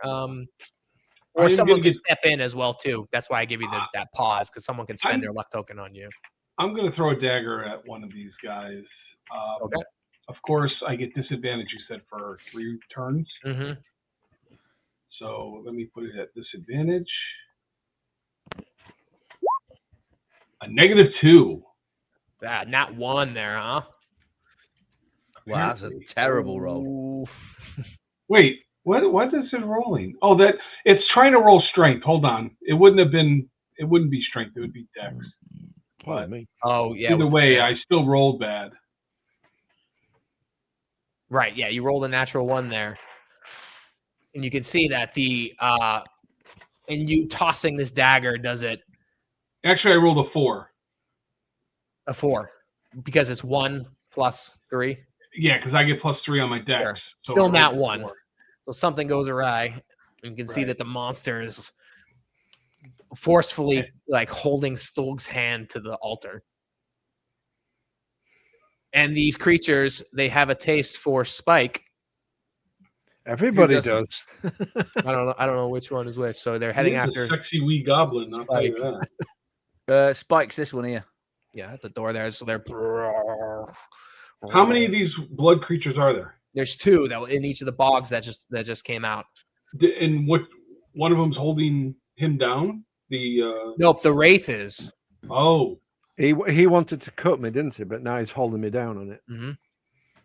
And these creatures with their mud hands. What's your armor class?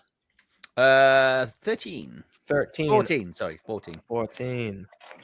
I don't know. I've got this new armor on now. Yeah. So I was gonna say, you were gonna roll. Did you roll at advantage? Yeah, I was gonna say I'm meant to be at advantage. Yeah, for you're at every roll, advantage, aren't I, and now? attacks against you are at disadvantage. So Right, I don't that's know. disadvantage there, and that's disadvantage there. I still missed. Okay, and these things, but your armor, this whole suit gear that you're wearing is protecting you. Oh, I've leveled up. I'm like, you can't kill me. Yeah, so this you can see just muff, and they seem to be pounding away at the vines here, which reveals what you've already discovered are 4 sheets of wheat that were covered by the vines on this side of the door. Cool. Okay, Stulg, you're getting your life force pulled out of you here as the Wraith holds you down. You said there was a statue appeared. Where did that appear? Yep, another one of these points of interest over here. At the end of the path. Yep, at the end of the path here. It's like revealing itself slowly, like a hatch opened up, and you can see like the top of a head coming up. It's being elevated. It's probably not like a priority in my head because I'm getting sucked off, but I think that statue goes on top of the inverted pyramid. But I will turn to this apparition and say, can you stop that and try and wrench my hand off the sucking device? I'll get your bloody hand off. That's the backup plan. Go ahead. I'll chop roll my your own strength hand check. off, not to get sucked to death. So, And if you fail this, your life force will be drained. oh dear, sucked to death. Dex, I get +1, but that's not going to be good enough. Strength. Oh, strength. Oh, that's not. Was that 5? -1. No, I'm -1, so I'm on 6. Okay, so you can Death feel by sucking. 4 hit points worth of damage. Oh, and that puts me on minus something. I think I'd only got 2 hit points or 3 hit points. Yeah, you said no, you I've had got 5, didn't you? I've got 5 hit points, so I'm not dead yet. You can Got take that 1. all day. All day. you can see that the light is fully illuminated at the front of the temple. And who's got the other gem? I was the only one that took one, wasn't I? Yeah, we didn't take the other. I was the only one that took one. You feel it's getting hot in your pocket. Oh, Like it's going to explode. is it against my goblin peni? If that's where you would store it. I may be looking to remove that then, because I'm quite attached to my peni. All right, Mike, this is your moment. Don't grab the wrong piece. Okay, if I guess I'm gonna spend my action getting this bloody hot thing out of my pocket and Hot rock. Yeah, throwing it. Ooh. I wonder, can I get to that this other statue-y thing here? If you'd like to, sure. The one that's ascending. Yeah. I'm gonna make a run for it, and I'm gonna put the warm hot rock in that. Okay. You make your way towards the ascending statue, and you can see it's this figure that is emerging. It's holding its hands up in the air.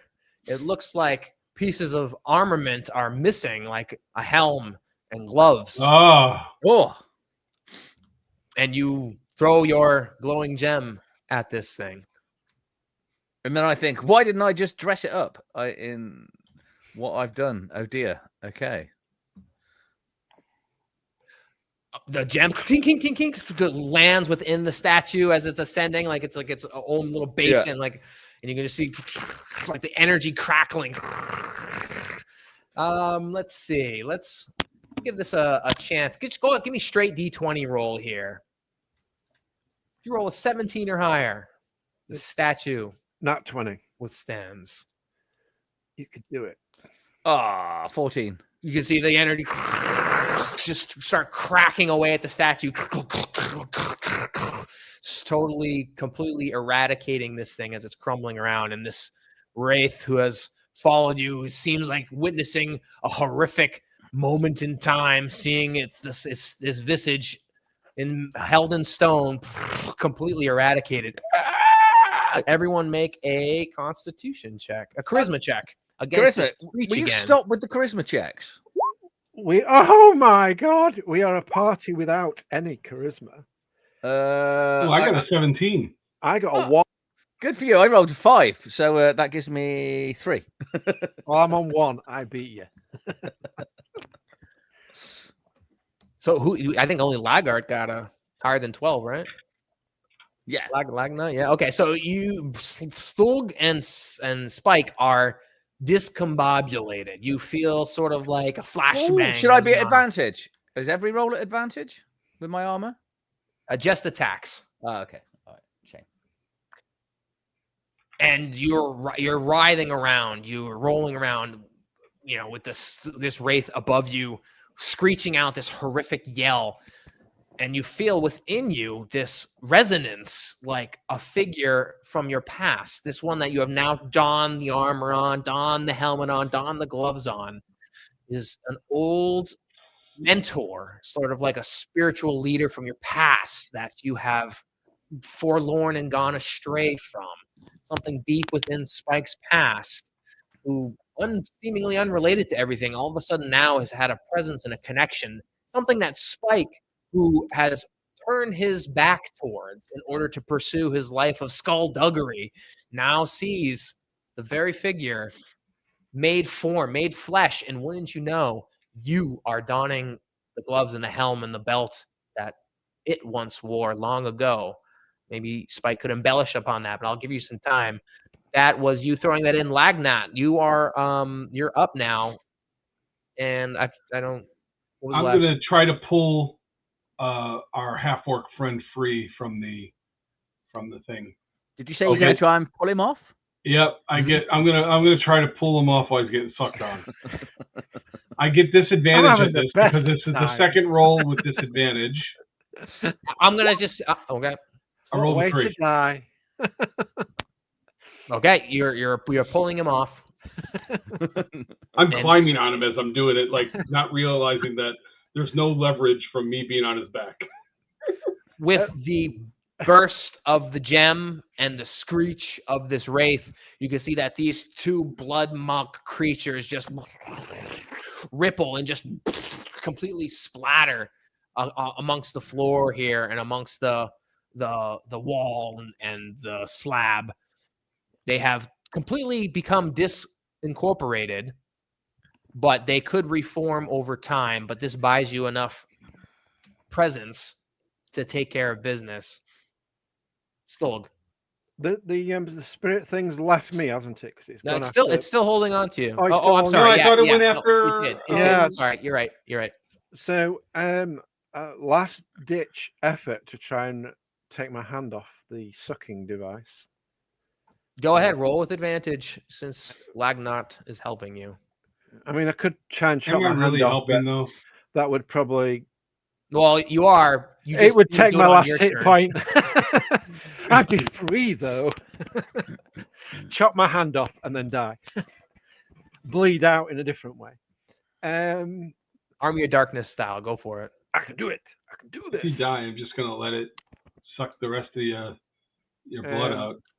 What was the rolling? Sorry, strength. Yep. Yeah, but you get advantage. He said. All right. Well, I'm going to roll that again because I don't think Gonna nine need is- it. Oh my. Oh my gosh. gosh. Oh God, well done. So, 9. Goodbye.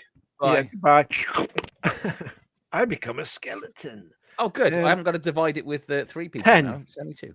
I do Okay. have a +1, so it's 10. Am I sucked to death? You managed to pull yourself free Pull with your myself last off. remaining hit point, but the power source, everything powers back down. Can I push him back on? You've learned what it does, but unfortunately, your sacrifice was unsatisfactory and an overall failure in trying to make this thing work. But you now know how it works. So I need more your blood. failure in strength is a reflection of that. More blood. It's going to take at least 2 goblins to feed it. So top of the spikes, you see the specters right over your shoulder, looking at you, and it's dawning, invigorating your memory. Okay, I see the memory, the very religious memory of my priest grandfather that brought me up as a sweet little goblin religious, but I turned my back on him. I thought when he used to take me to church, I saw all the shiny possessions that were in the church, and I kind of wanted them. I didn't want the praying and all of that, the faith in God, where in reality there was faith in money. And my grandfather was, I broke his little heart, and that And then he disappeared. It's taken out, murdered by this powers that be for whatever reason, and Yep. now you've lost track and didn't care anything about him until now you've reunited. And as he's sort of becoming corporal and seeing you destroy his statue with this gem powered by your new found thug friends, does he? You take my stuff. You destroy my image. You are one of them. You give me no peace. Do you care to destroy me or put me to rest? Either way, I seek eternity. I will give you peace forever. And I'm going to shoot him in the face with my bow. Okay, as you start, I'll give you peace forever. And take your place on the statue. Replace me, and the inner chamber will open. You care to destroy my memory and ignore my teachings. At least let me enjoy one last procession, one last ritual, and I may rest. You can fire your bow if you'd like, or take the place on the busted statue that was seeking all the equipment that you now don, and take place as a statue on this pedestal to theoretically open this inner chamber according to your... This is my grandfather, yeah? Yep. Mm-hmm. the spectral image, the tortured soul of your grandfather. I'm gonna trust him for once because I should have trusted him before, and I'm gonna lower my bow. I'm gonna take a step back onto the statue and kind of just stand there. And taking your place on that altar. Yeah. You know, like it was a statue, and all that's left are like, you know, the boots that you kind of take your feet on. And in doing so, you feel this force kind of like wash over you as the armor, the gloves, the hand, you know, the belt just like shine with this magic, washing over you, filling you with this like ritualistic power. And you all hear from within the chamber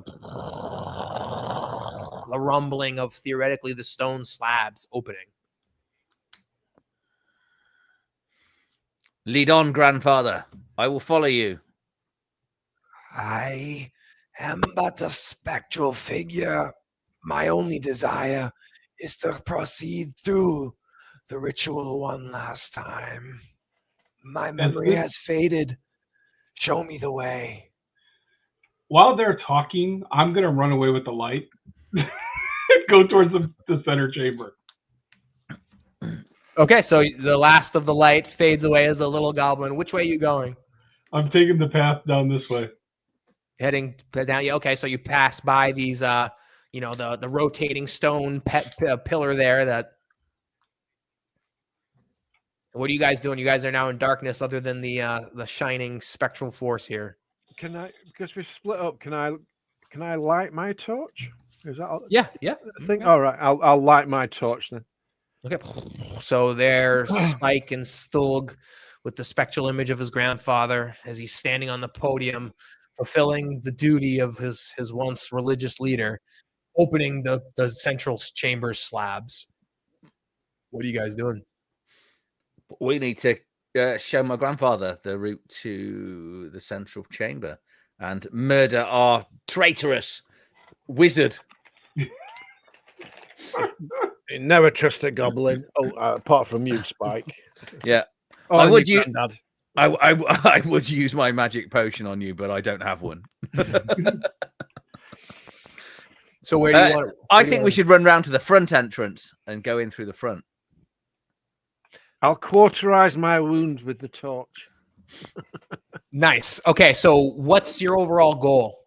I'm going to go in through the secret door and go to where it says slab 3 in the antechamber. Okay, and you... On the way, I would like to cast mage armor on myself. Stulg and Spicklock? Okay, I guess we'll come around to the front entrance and make our way... I'm not on roll 20. And make our way through this entrance here. Because one of these, theoretically, should now be open. Is what you'd like to think. But we shall see. If not, we'll have to run. We know how to run. Where to run we around have to the to go back. back in there. Oh, with there's that mud man that we didn't kill earlier. But you're okay. So here's what comes to mind. Let's roll initiative for who makes it to the central chamber first. Okay. You can see that the slabs. Yeah, look at that. I'm due a good roll.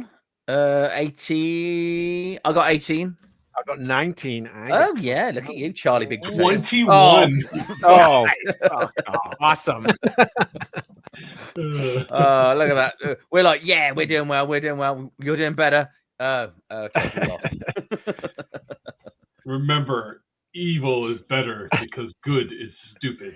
He got the jump on us. He did move. He did leave before us. So as you're running by the, I'm just gonna do this and we'll talk it all through. So the two slabs here are still closed, but they have grinded off the vines and then reclosed. It seemed the blood sacrifice, which was powering the light, was also moving these slabs as well.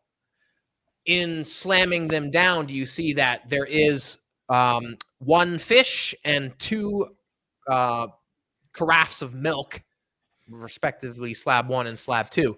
You guys are running, heading through all this, and you guys managed to kind of find your way to this inner chamber first, seeing as how we rolled initiative and whatnot. So you can imagine you guys make it here before. Well, no, I think they were going around the front. We're at the front. We're going in the front. Okay, so you would Alex, stay yeah. there. Okay, fine. Yeah. That's fine. Yeah. So you guys are there at the front entryway there. Slab 1, slab 2 has been cleared, but the door has slammed shut. Goblin Lagnat in the back. Door 3 is open because the Spike stood on the altar with the gear representing his figure, and you can see that the figure, the wraith, is following his grandson. But within this central chamber, you can see the last of the film strip, the ritual that describes these processions passing by 1 fish and 3 berries. No idea what this means. So in this inner central chamber here seems to be the last of this ritual performance here, in which they pass through different chambers, different doorways. And in order to do so, all the slabs must be open. You haven't seen any of the slab 4 used in this ritual procession. What seems to be a barrier right now is opening slab 1 and 2. Requires a sacrifice of some sorts, and otherwise, if you have pieced together, the spirit wants to walk through the correct order of slabs. There's probably another alcove to the south to do the other 2 doors. Because there's a door going out, isn't there, to the south, what we haven't opened. But I did see the last of the puzzle that we need, right? Yeah, you guys can tell that door just leads out as well too. Yes, you have found each of the ritual rooms here that you've now discovered has given you pieces of this ritual process. All right. Told so you we can you needed a repeat priest. the process now? Yep. In this first room, you saw them donning the robes and passing by 3 berries. Then this is the order that you guys have found them in. The continuation of this: 2 milks and 3 berries, and then the last one, Lagnat, that you just discovered, is 1 fish and 3 berries. So it's fish, milk, berries.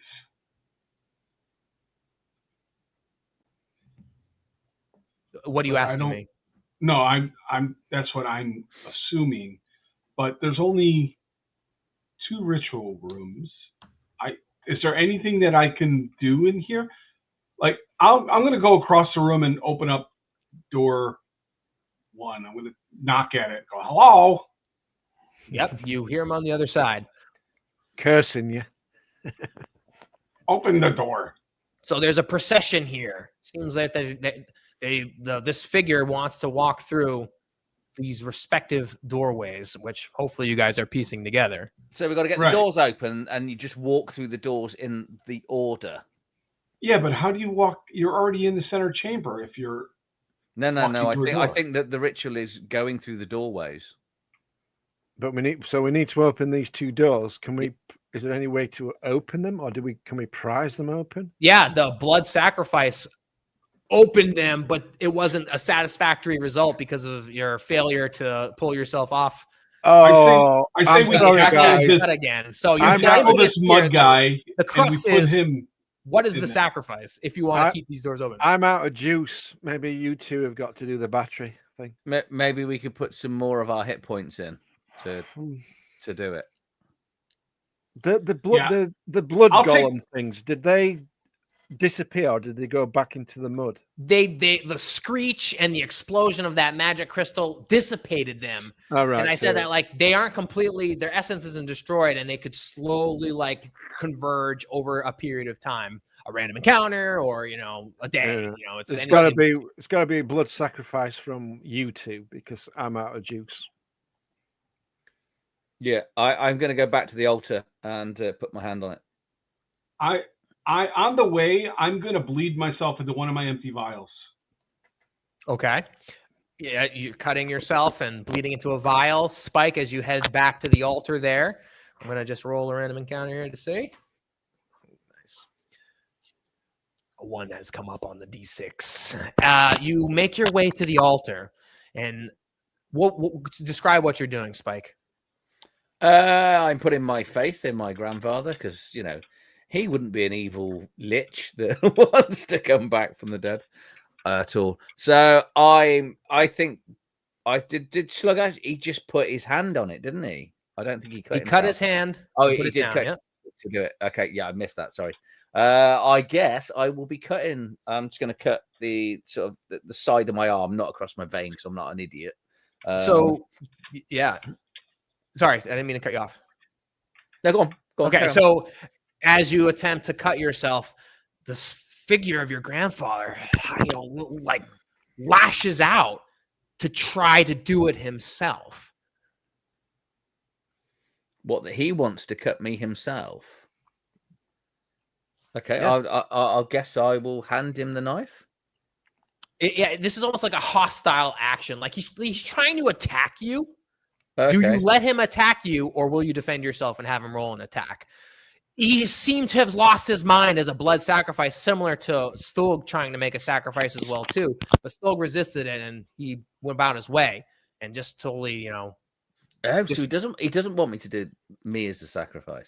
No, he wants to do it himself. Essentially, he loses his mind, and in a moment of incorporeality, he's now just a crazed, spectral figure. I don't think your granddad was a good guy like you think. So essentially, I'm giving you the option. Will you let the attack through and let him do the sacrifice, or will you defend yourself to try to have him roll an attack to see if he actually does hit you? Or so you could do the sacrifice yourself. I'm giving you a character moment here. Does Spike feel he is the one to do it? He's already taken his place on the altar to become his grandfather. Now there's a blood sacrifice call as well. Does he want it to be his hand, his blood, his deed, or does he let his grandfather lash out and attack him with however much damage he's going to roll to make the sacrifice instead? I'm going to fuck my grandfather. I'm just going to stick it in myself. Okay, so I'm going to roll the attack to just see if it gets off. Okay. Yep. And you know what? I'll even roll it at disadvantage because you're still wearing all the suits and armor and stuff like that. Okay. He's got 2 attacks. That's all right. Okay. What could happen? What's the worst that could happen? Okay. 17, 19. Both a miss. Yep. Well, it's 17 on I don't know. Well, let's pretend. Well, I don't know. What's the new armor? What armor class? I was on 14 before. No, it's represented in the disadvantage. So whatever your armor class is. Okay, it's a 14. It's a hit. Okay, so that's 1 hit. Let's see if the second hit goes through. 5 and a 4. Okay, so 1 hit goes through. He rolls a d6 damage here. Okay, what's your hit points? 6. I can die. Yes, great. Now this is the moment. Does he get the 6 off? Wow. I guess want me to do it digitally for you guys. Here we go. 1d6. No, just roll it and say 6. No. Okay, I did it legit. So the grandfather figure slashes at you. Blood sheathing, rippling out from the wound that he delivers. But Spike takes it upon himself to do the deed. Withstanding 1 claw attack and taking on the other, does Spike have the moment to finish the deed, to do the sacrifice himself? He does. So what do you do? Go for it. I'm gonna slash myself and then put it over into the hole. You feel this thing. I'm gonna do the damage for the altar. 1 damage from the altar. Yeah. And you see the grandfather figures. You never wanted to follow my deeds and my life. Finish this. Lagnat and Stulg, what are you guys doing? I'm just wondering what the fuck is going on. I wanted to bleed myself on the way. I have about. That's right. I'll take 3 hit points in a vial. I'm going to pour it in the machine as well. Nice. As you are pouring your blood sacrifice in as well, everything grows dark as your lantern and torches extinguish, and the eerie presence of the altar glows in this blood red. The blood sacrifice is complete. You've powered up this temple. The altar itself gives this harsh crimson glow, and the remaining pedestal or pole out front that didn't get looted shines with this blood red through the gem as well. You can hear all the slabs open. Slab 1, slab 2 have now completely opened, and the spectral figure is writhing about as best he can, waiting for the next step for you guys. What do you do? I get. Is my grandfather now disappeared? No, he's there. He's with you guys. He's just completely, he's on edge. You've resisted him to do his best to lead, i.e. attack you and do the sacrifice. You've taken his place on the pedestal. It's like strike 2. So he just wants you to figure this out, destroy him, or dissipate him through the process of doing this ritual. So we've got the robes on. We've then got to go past the milk door. So that's through the milk door first. That's 1. That's 1, isn't it? No. It's fish is first. Fish, which is 1. Milk is 2. Wheat or berries is 3. Sorry. Is it? That's the order. That's what's on the slabs. Correct. But you've seen in Ritual Room 1, they Don put the on robes, their robes, walk past the milk, and they walk past the berries. the berries. Okay. Then what you found, you just happen to find Ritual Room 2, which seems to be some sort of middle portion. They walk past milk and berries. And then this last Ritual Room 3 that you just discovered seems to end the film strip, and they walk past fish and berries. So don the robes we've done. So I've got to go through the milk one, and then through milk again. Do we go through it or do we walk past the door? Okay, which one's got?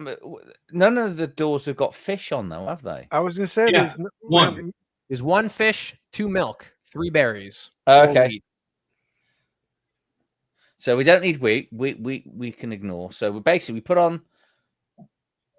So do we then put on the robes, go through the milk? So go through what? Go through 2. Back through. So we've got to start in the middle of the room. So we go out through 2, back in through 2, go out through 3, and then. What about the wheat? Wheat is number 4. We don't care about wheat. Wheat wasn't on any of the puzzles. What was in Ritual Room 1? Don the cloaks, walk past the milk. That's what you said first. Did I say it's berries? I Sorry, like past the berries. Sorry, yeah, you're right. Okay, Sorry. I just want to make sure I'm not. It's my fault. and- I've written down milk, and That's every okay. time you say berries, I write down Yeah, milk. Lagnac keeps saying milk. Milk, yeah, is a part of it. There you go.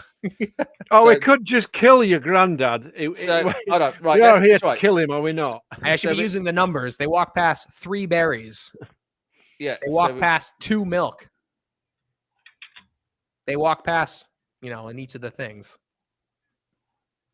So we start the robes. So we go through door 3, slab 3 first. We then go through slab 2.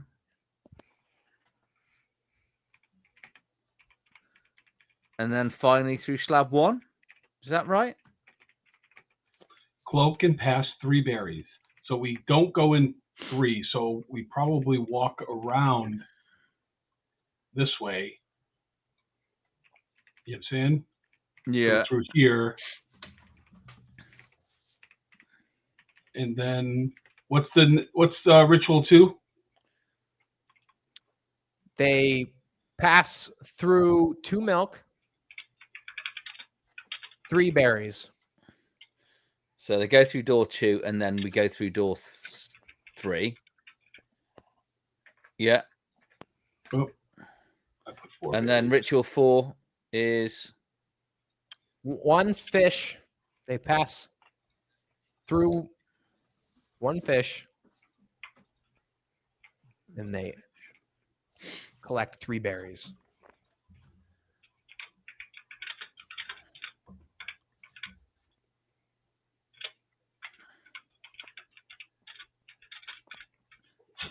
so I think we put on the cloaks. I just think we go through try going through the doors in the order. So go through 3, then So- 2. Where are the cloaks? Are they in this ritual 1 room? No, we're wearing. I'm wearing them. So it's the person that's wearing all the clothes, I guess. All right. So we need to pass door 3. We need to pass door 2. And then it says, does it say past 3 berries as well? In door ritual 2? While they're trying to work this all out, what's the granddad doing? Is he just watching them trying to work the puzzle out? Yeah, you can see he's like slowly getting irritated. You know, it's I'm this. going to piss everybody off. Can I get behind the granddad, and then can I perform my assassinate skill? Tell me more about that. He's already dead. So yeah, I know he is, but I'm going to try and double kill him. Double did. Double did. This is perfect. I'm here to complete the mission. You're at an impasse here, which is another great moment.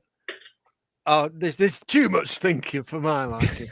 So my god thing, I've got loads of skills that I've not been using. So I've got this Ras Godai thing, 1 deadly. You deal triple damage with your assassinate talent. And what's a Black Lotus talent? Should I have chosen that? Yeah, it might already be baked in. It's a specific class talent that you can roll on top of it. You need a flower petal and you get some power from it. Might be your triple damage thing. I've got advantage on sneak and hide. Okay. Your attacks deal double damage against targets that are unaware of your presence. So I'm wanting to, like, if he's watching them, I want to kind of shifty out of the way, get behind him, so he's not paying attention to me, and then I want to try and shank him. Okay, what do you guys think you would have talked about as the ultimate goal, and how could that have changed now? Before you guys even came here, to complete the mission, no matter what, we're thugs. We're down. I don't think it's his grandfather. It's an imposter. You can't trust it. I'm just going flashing back to give you an opportunity of what you guys might have agreed upon, and now I'm going to contrast that to how you guys might feel now. We need to kill it. Yeah, even if it is his granddad, he's got to die, hasn't he? I know he's wanting to. Does he really want to rest? I don't think he wants to rest. I think he's wanting more power or something. So I want to end him. He was taking too much delight in drawing blood. I just think you guys are at a great impasse. You can work to solve the puzzle, which I'll say you guys are on the right track. You basically have it. Or if you feel like, no, we want to just get our hands dirty and just eradicate this thing. You've already done it. Well, yeah, you're doing it while I'm working out the puzzle. I'm not exactly. I'm just giving you the chance because it seems like we have team puzzle over here and team kill 'em, and that's why I want to say before you guys came here, where you're like we're smashing skulls, or if you're like no, we want to figure out solve the temple or whatever. I mean, if they don't want me to do it, they can see. They know how I act, and they can see like I'm maneuvering behind. I am totally okay with him trying it. Yeah, I'm not playing. I'm not paying attention to what you're doing. So if you want to do it, you do it. I have no issue with people. I'll say I notice what he's doing. I just don't say anything. Okay, great. That's what I'm getting towards. So Lagnat's all just complete the mission. Would Spike try to intervene and stop him, and like figure out this procession? I'm wandering around looking at the berries. So unless it's right next to me and what's going on, then it's nothing to do with me. I'm going to give you an opportunity to, out of the corner of your eye, see Stulg take this, you guys are trying to figure out the procession and the process. And if giving Spike, again, another moment, you let it go and finish it. Draw my dagger, so I'm going to do something. I'm drawing my dagger. Yeah. Does Spike want to be redeemed and complete his grandfather's last wishes and do the procession, or let Stulg do the best he can do to take this thing out? He already potentially, and I'm basically going to say, try to do his assassinate. We'll do the mechanics. Try to take this creature out, one shot, double tap him, the end. And if that kind of fails, probably going to be a battle, and you guys will have to just fight him hardcore, and we'll suffer the ramifications of that. I won't go too long, but I'm not going to stop him doing whatever he's doing because I am chaotic. I'm too busy focusing on the puzzle. Right, I'm shanking in then. But Spike's going to notice. So ignorance is not a defense here. I want you to make an active choice. That is my choice. Okay, his choice. He's solving the puzzle, isn't he? So I'm solving the puzzle because I want the power. Great. I don't. As long as that's clear. So about Spike what's going on. is doing his best to redeem himself and his grandfather by finishing the procession. Okay. Oh God! No! I'm not doing this for my grandfather. I'm now doing this because I want the power of this temple. That's the reason I'm now doing Even this. better. Okay, still go ahead. So So I maneuver and then I will strike and probably cock it up. Yeah. So, like, what do you have? Like advantage on this, or what's? Give me the mechanics. If of this he's so we can unaware play of this my out. presence, if I kind of move He's down to unaware. his, yeah. So I get This is the perfect scenario in which Spike has all the gear. He's the point of interest. He's the one actually actively trying to solve this puzzle. I'm just lacking a magic weapon. It's probably what It's just won't do anything. it's advantage to attack, and you get triple damage, I believe, if you hit him. Yeah. Advantage on sneak and eye, double damage against targets that are unaware. Or Right, deal but double you damage. have that extra die of damage from your Rosca die talent. Yeah. Where's that? So you'll end up doing 3d4 of damage if you use. You don't need to use a dagger. You can use a spike chain. You deal triple damage with your assassinate talent. Now, how do you want to do that? Roll the dice times 3, or roll 3 times the dice pool? In other words, I'd go 3 times the dice pool. Okay, just to be that clear. way, minimum 3, most of 12. Yeah. No, it would be 3d4 times 3, so 9d4. No. He only gets extra dice. So if he's using a dagger, he'll get 3d4 of damage. If he's using a spike chain, he'll get 3d6 of damage. Use a spike chain. I've got half orc mighty +1 to attack damage with melee weapons. Right. So I would use the spike chain. Yeah, add all that in. So it'd be 1d6 plus 1, 3d6 plus 3, I'll even say. Oh, you get your attack at advantage to try to hit him. All right. So I'll go with the razor chain. So to get the melee damage, though, do I have to actually attack him with a blade, or am I? No. You can attack. It is a melee weapon. It is a melee weapon. Yeah. It's just that it can attack out to a range of like 30. It has reach, essentially. Oh dear. It's like a whip. So it's got +1. I'm joking.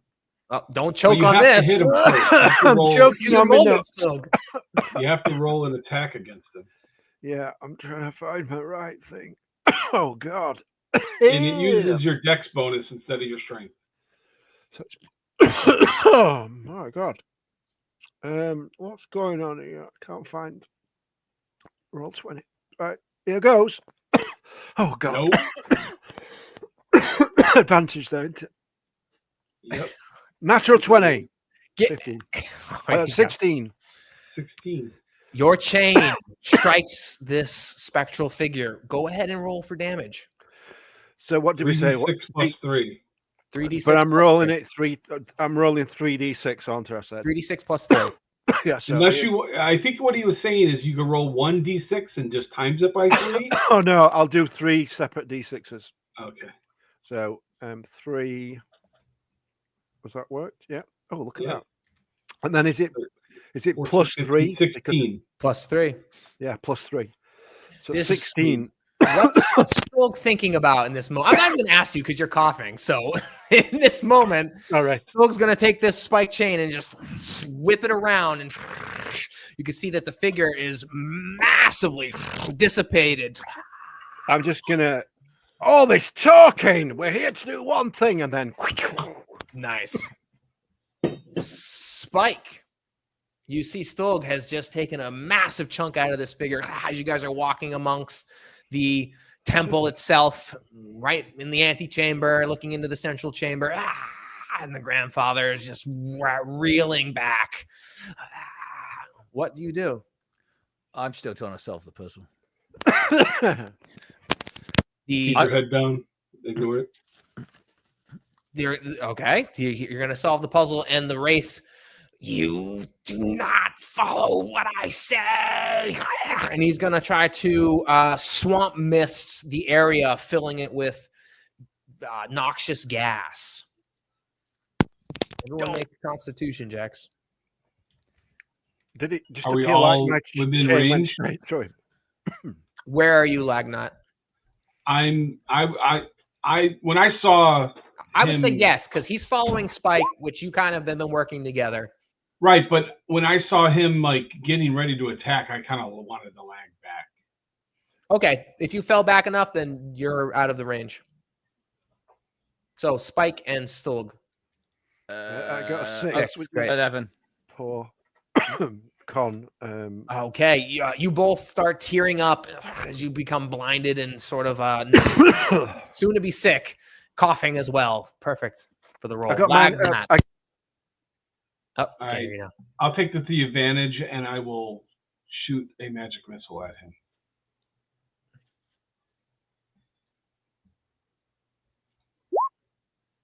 $16 for 4 damage. Okay. You can see this magic missile emanate and just rip into this spectral figure. Spike, it's down to you. What do? You see your two companions are brutally attacking your grandfather. You're trying your best to put this ritual together, but you're at the precipice. Your grandfather's on the last wisps, the very last vestige of his existence. He's pretty much over death's door, and you have a chance to finish him. I'm going to shoot Sulg. Okay. Oh, me. Yeah, you. I'm trying to put your grandfather to rest permanently. What's going through Spike's mind? I kind of want to fix this, and I think by taking the power of this, I'll put my grandfather to rest. And I'll also take the power of the temple. Roll with advantage. Nice. Okay. So he's got 1 hit point left. What's your, okay. Okay, so in this moment, your grandfather, Spike-lack, I have given you everything. And he's dissipating as the last of Lagnart's magic missiles puts him over the edge. And Spike didn't take the opportunity to finish him off. If anything, he tried to redeem himself, or at least push his grandfather's assailant over death's door as well. Maybe I'm putting words in Spike's mouth for his intention. I think he shot our half orc friend, right? Yeah, and hit him, and he took an arrow, and now he's fallen to the ground, bleeding out. So at this point, I'm gonna just sort of say, in a grand stroke of things, Lagnart destroyed the figure, the specter, sending it over the edge. Spike didn't take that opportunity to, finish it off and whatever. So you feel this chill, Lagnart, wash over you, this curse of the last vestiges of this spectral figure. Stulg, bleeding out. Go ahead, give me a Constitution death save. So D4 plus your Constitution, just to see how long you would last. Nice. I don't know if you're muted. I get +2 on my Constitution, so it's okay. 3. So 3 rounds. So if anyone wants to intervene, they could, but I'm going broad strokes here because I imagine Stulg is bleeding out. Lagnat is cursed, and in 1d3 days will suffer a terrible fate unless you fulfill a great regret unrelated to all this. This is the curse of the Wraith. Spike, there you are in the last of the temple, the figure of your grandfather washing away. The very essence of your lineage, wrought by some terrible fate previously by the powers that be, and now you're sent as a cleanup crew to right the wrongs. Have they been written? Have they been righted? I don't know, but you certainly have found a new path for Spike to undertake. What do you all of you are thinking at this moment? Fuck, I'm gonna die. Is anyone going to intervene and save Stulg? I'm guessing Lagnart. I'm gonna make my best guess at going through the doors and stuff. Okay. I will if I don't think the other goblin's going to attack me, I will then go try to save the half orc. Oh, I'm not. I'm just. Yeah, we're just going broad strokes here. Like, how do you think this would all resolve? And your questions like that will help guide that. That's what I'm doing. If I see him not actively coming after me, then I will go help the half orc. Okay, let's see if you can stabilize him. And still roll some d20s to see if you get your nat 20. So you can play that out over 3 rounds to see how that goes. All right, I'm gonna fail. Come on, you've got this. You're a wizard. First round to trying to save him. He's a wizard, Harry. Spike, you are, doing the procession as you guys have sort of tried to deduce with the passageway of 3 berries, 2 milks, 3. Oh, wait a minute! berries. I'm a Chirurgeon. I get advantage on the roll. Oh wow! I forgot my background. Well, you can play that out to see if you actually save Stulg's life. Stulg, you can give me 3d20 rolls just in succession to see if you get your nat 20, and we'll see how his rolls pan out as well. Spike, you're walking through the temple, trying your best to figure out the ritual. Yeah. I'm sort of taking berries first, and then I've kind of got an order. I kind of want to go berries. That's a nice crit. On the third attempt to save his life, I rolled a crit. Yes. The very last moment. So Spike's off on his own. He's going through the temple. He's walking through the procession. There in the dwindling torchlight, Lagnat is doing his best to save Stulg, and his eyes just slowly awaken as you know that your companion is off in the depths of this temple, fulfilling some greater deed, some greater desire, maybe in line with his grandfather, perhaps something beyond. Spike, what do you do? I'm guessing he's quite spending an awful lot of time concentrating, trying to stabilize my good half orc friend. Is he not?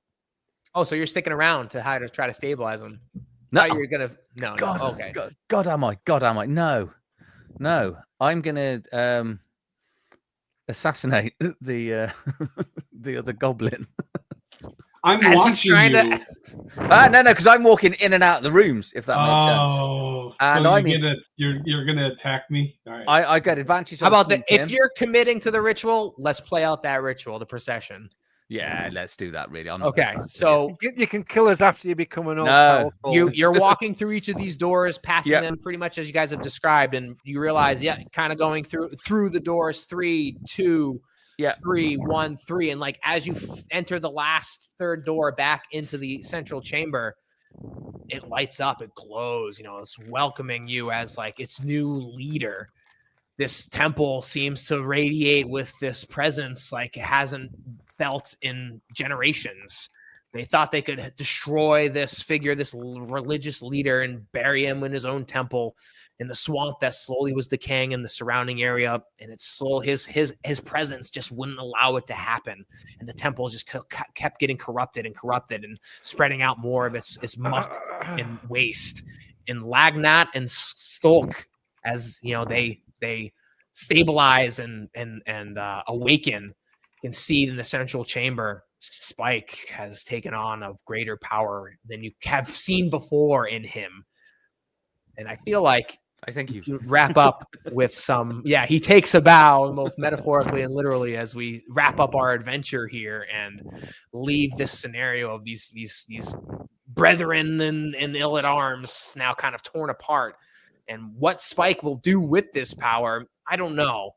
What Lagnat will do to overcome his terrible fate in 1d3 days, perhaps feeling a great regret unrelated to all this to overcome the curse. And Stulg, this breath of a second life ahead of him, completing the job perhaps, but let's see if the swamp actually will recess over time, now under the control of Spike. But I mean, it's a win. I did what I came here to do. Feeling fulfilled. That sounds like an adventure for another day. I just made something more evil. What? Playing. What? I was good from the start. A good goblin, whatever. No, my greatest regret is not shooting him with the magic missile next. Well, I think I only had about 2. I think I had 2 hit points left. So I would wouldn't have been around took for you long. down. It was close. So You guys yeah. certainly down. I the only wire. had 2 hit points as well because Did I you? had bled myself. You remember? Yeah, I nearly shot you, And I thought, no, if I just take one out, you'll go and save him, and then I can just finish the ritual and take the power. Because my granddad, well, he led to the death of my best friend. So I'm curious to see Wow. what Spike will do with that power. yeah. I'd love, at least in the Discord, give me the text sort of summation of how Yeah, the 1v3 days goes for Lagnat and what Spike does, and like I'd love to just learn about that. But It's the problem of having a party of 3 chaotic people, isn't it? It's like, yeah, we're good friends. Well, yeah, we're still good friends. Yeah, But if even good friends stab each other in the back every once in a while. yeah. Especially and there's goblins. power and treasure for sure. Yeah. We are young guns too. Let's just do favorite moments. Could have killed you. That was a good thing that I learned from Zane. So we can quickly just do favorite moments, and then we can wrap this up. Thanks everyone for playing, and thanks for enjoying our adventure. I'll go last, so we'll start to my left, Britt. I quite like my plan backfiring, where we retreated back into the room with the pit, thinking that the creature might be go into the pits, and it didn't. I love a good reversal, right, Adrian? Yeah. I'm overthinking it. Oh yeah, we'll just lure him back, and he'll get in his pit, and we can carry on. But Yeah. He got bigger, increased in size. Yeah. A lot of it was Dean's total like cowardice character. That was he had like this satanic has to murder everything, but secretly he's a coward as well. You know, like snappy little dogs. Old ladies always have little dogs, little chihuahuas. Yeah. That was Dean's little goblin, and I thought it was just absolutely brilliant, just having this like really aggressive, tiny little goblin. That's I just need to blow everything up, but I secretly want to hide away from everything. Dean. Mine was when Britt got stuck on the machine. He got sucked off. Yeah. Yeah. I in that sort of same vein, I loved the gem in your pocket that became a hand grenade and blowing up the statue, but just how the pieces slowly emerged with finding the gear and putting it on, and then finding this specter to be related to you. Just the way it all emerged and unfolded I always love to see that happen, and to kind of have it be the random pieces of decisions culminate into what it did. What a grand adventure. The Temple of the Blighted Swamp. So it's my little one-page thing. I'm going to share it with Adrian, and maybe in the description of this adventure, people can have it. It's not perfect. It's not great. And even I made some revisions along the way, and it'd be cool to reflect upon that either, in text or otherwise. I always love to see how GMs change things and what their thought process was. So thanks for playing, guys. I really appreciate it. Have you got other adventures that you've written? Are you kind of building for a book type thing? Is that I don't know. I was just super inspired, earlier this year to write these one-page adventures, and I think I wrote a first level, a second level, a third level, unrelated but could be connected. If you want, we could take on the third one with these characters or new ones. But I just loved the format of the Arcane Library's one-page dungeon. Try to put a lot on a little and have it be adventure sites rather than very linear adventures. So that's what I've been trying to execute here, and really take to every one of these little actual plays I try to do as like a self-contained sort of episode. Yeah, I don't think our 3 characters could work together again. Yeah, we can. I don't think you've got a lot of choice with the power I now have. Yeah, we'd be like your henchmen. Not very good ones. Do you know, it's nice to do something evil we don't know and what live. That power is. That power could be like, curse. being able to, guess the nearest number to 1 to 4. Yeah. I'm really powerful just in that room, but as soon as I go outside, you start to age like 10 times or whatever. Yeah. I just want to see what happens to Lagnat in 1d3 days as this spectral curse like falls over him. So think about that, Dean. I'd just love to see how you would resolve that. Is he going to fulfill does he resolve it? Maybe he doesn't. A great regret, whatever that might be, or will he succumb to the 1d3 days of death? Is he die in 3 days? Yeah. A terrible fate.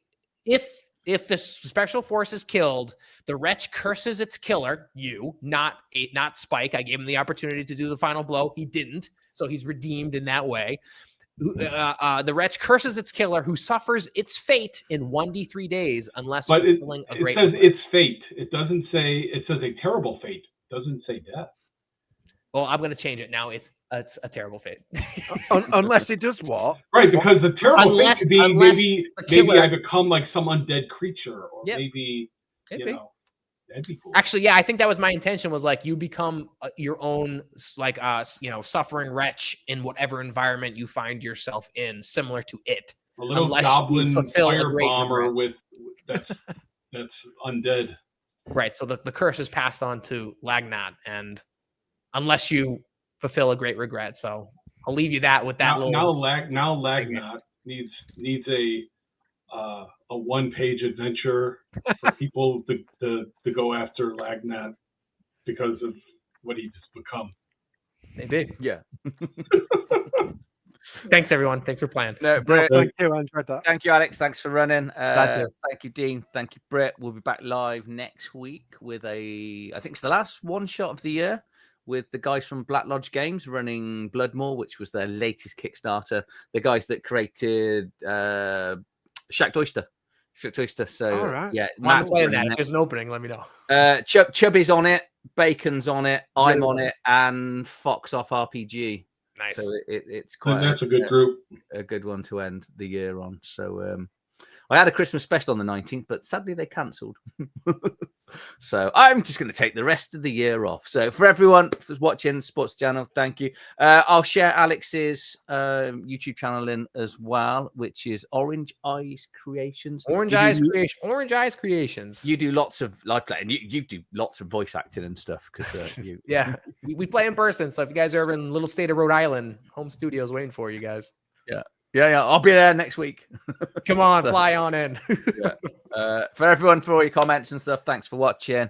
And yeah, we'll be back next week. Cheers. Bye.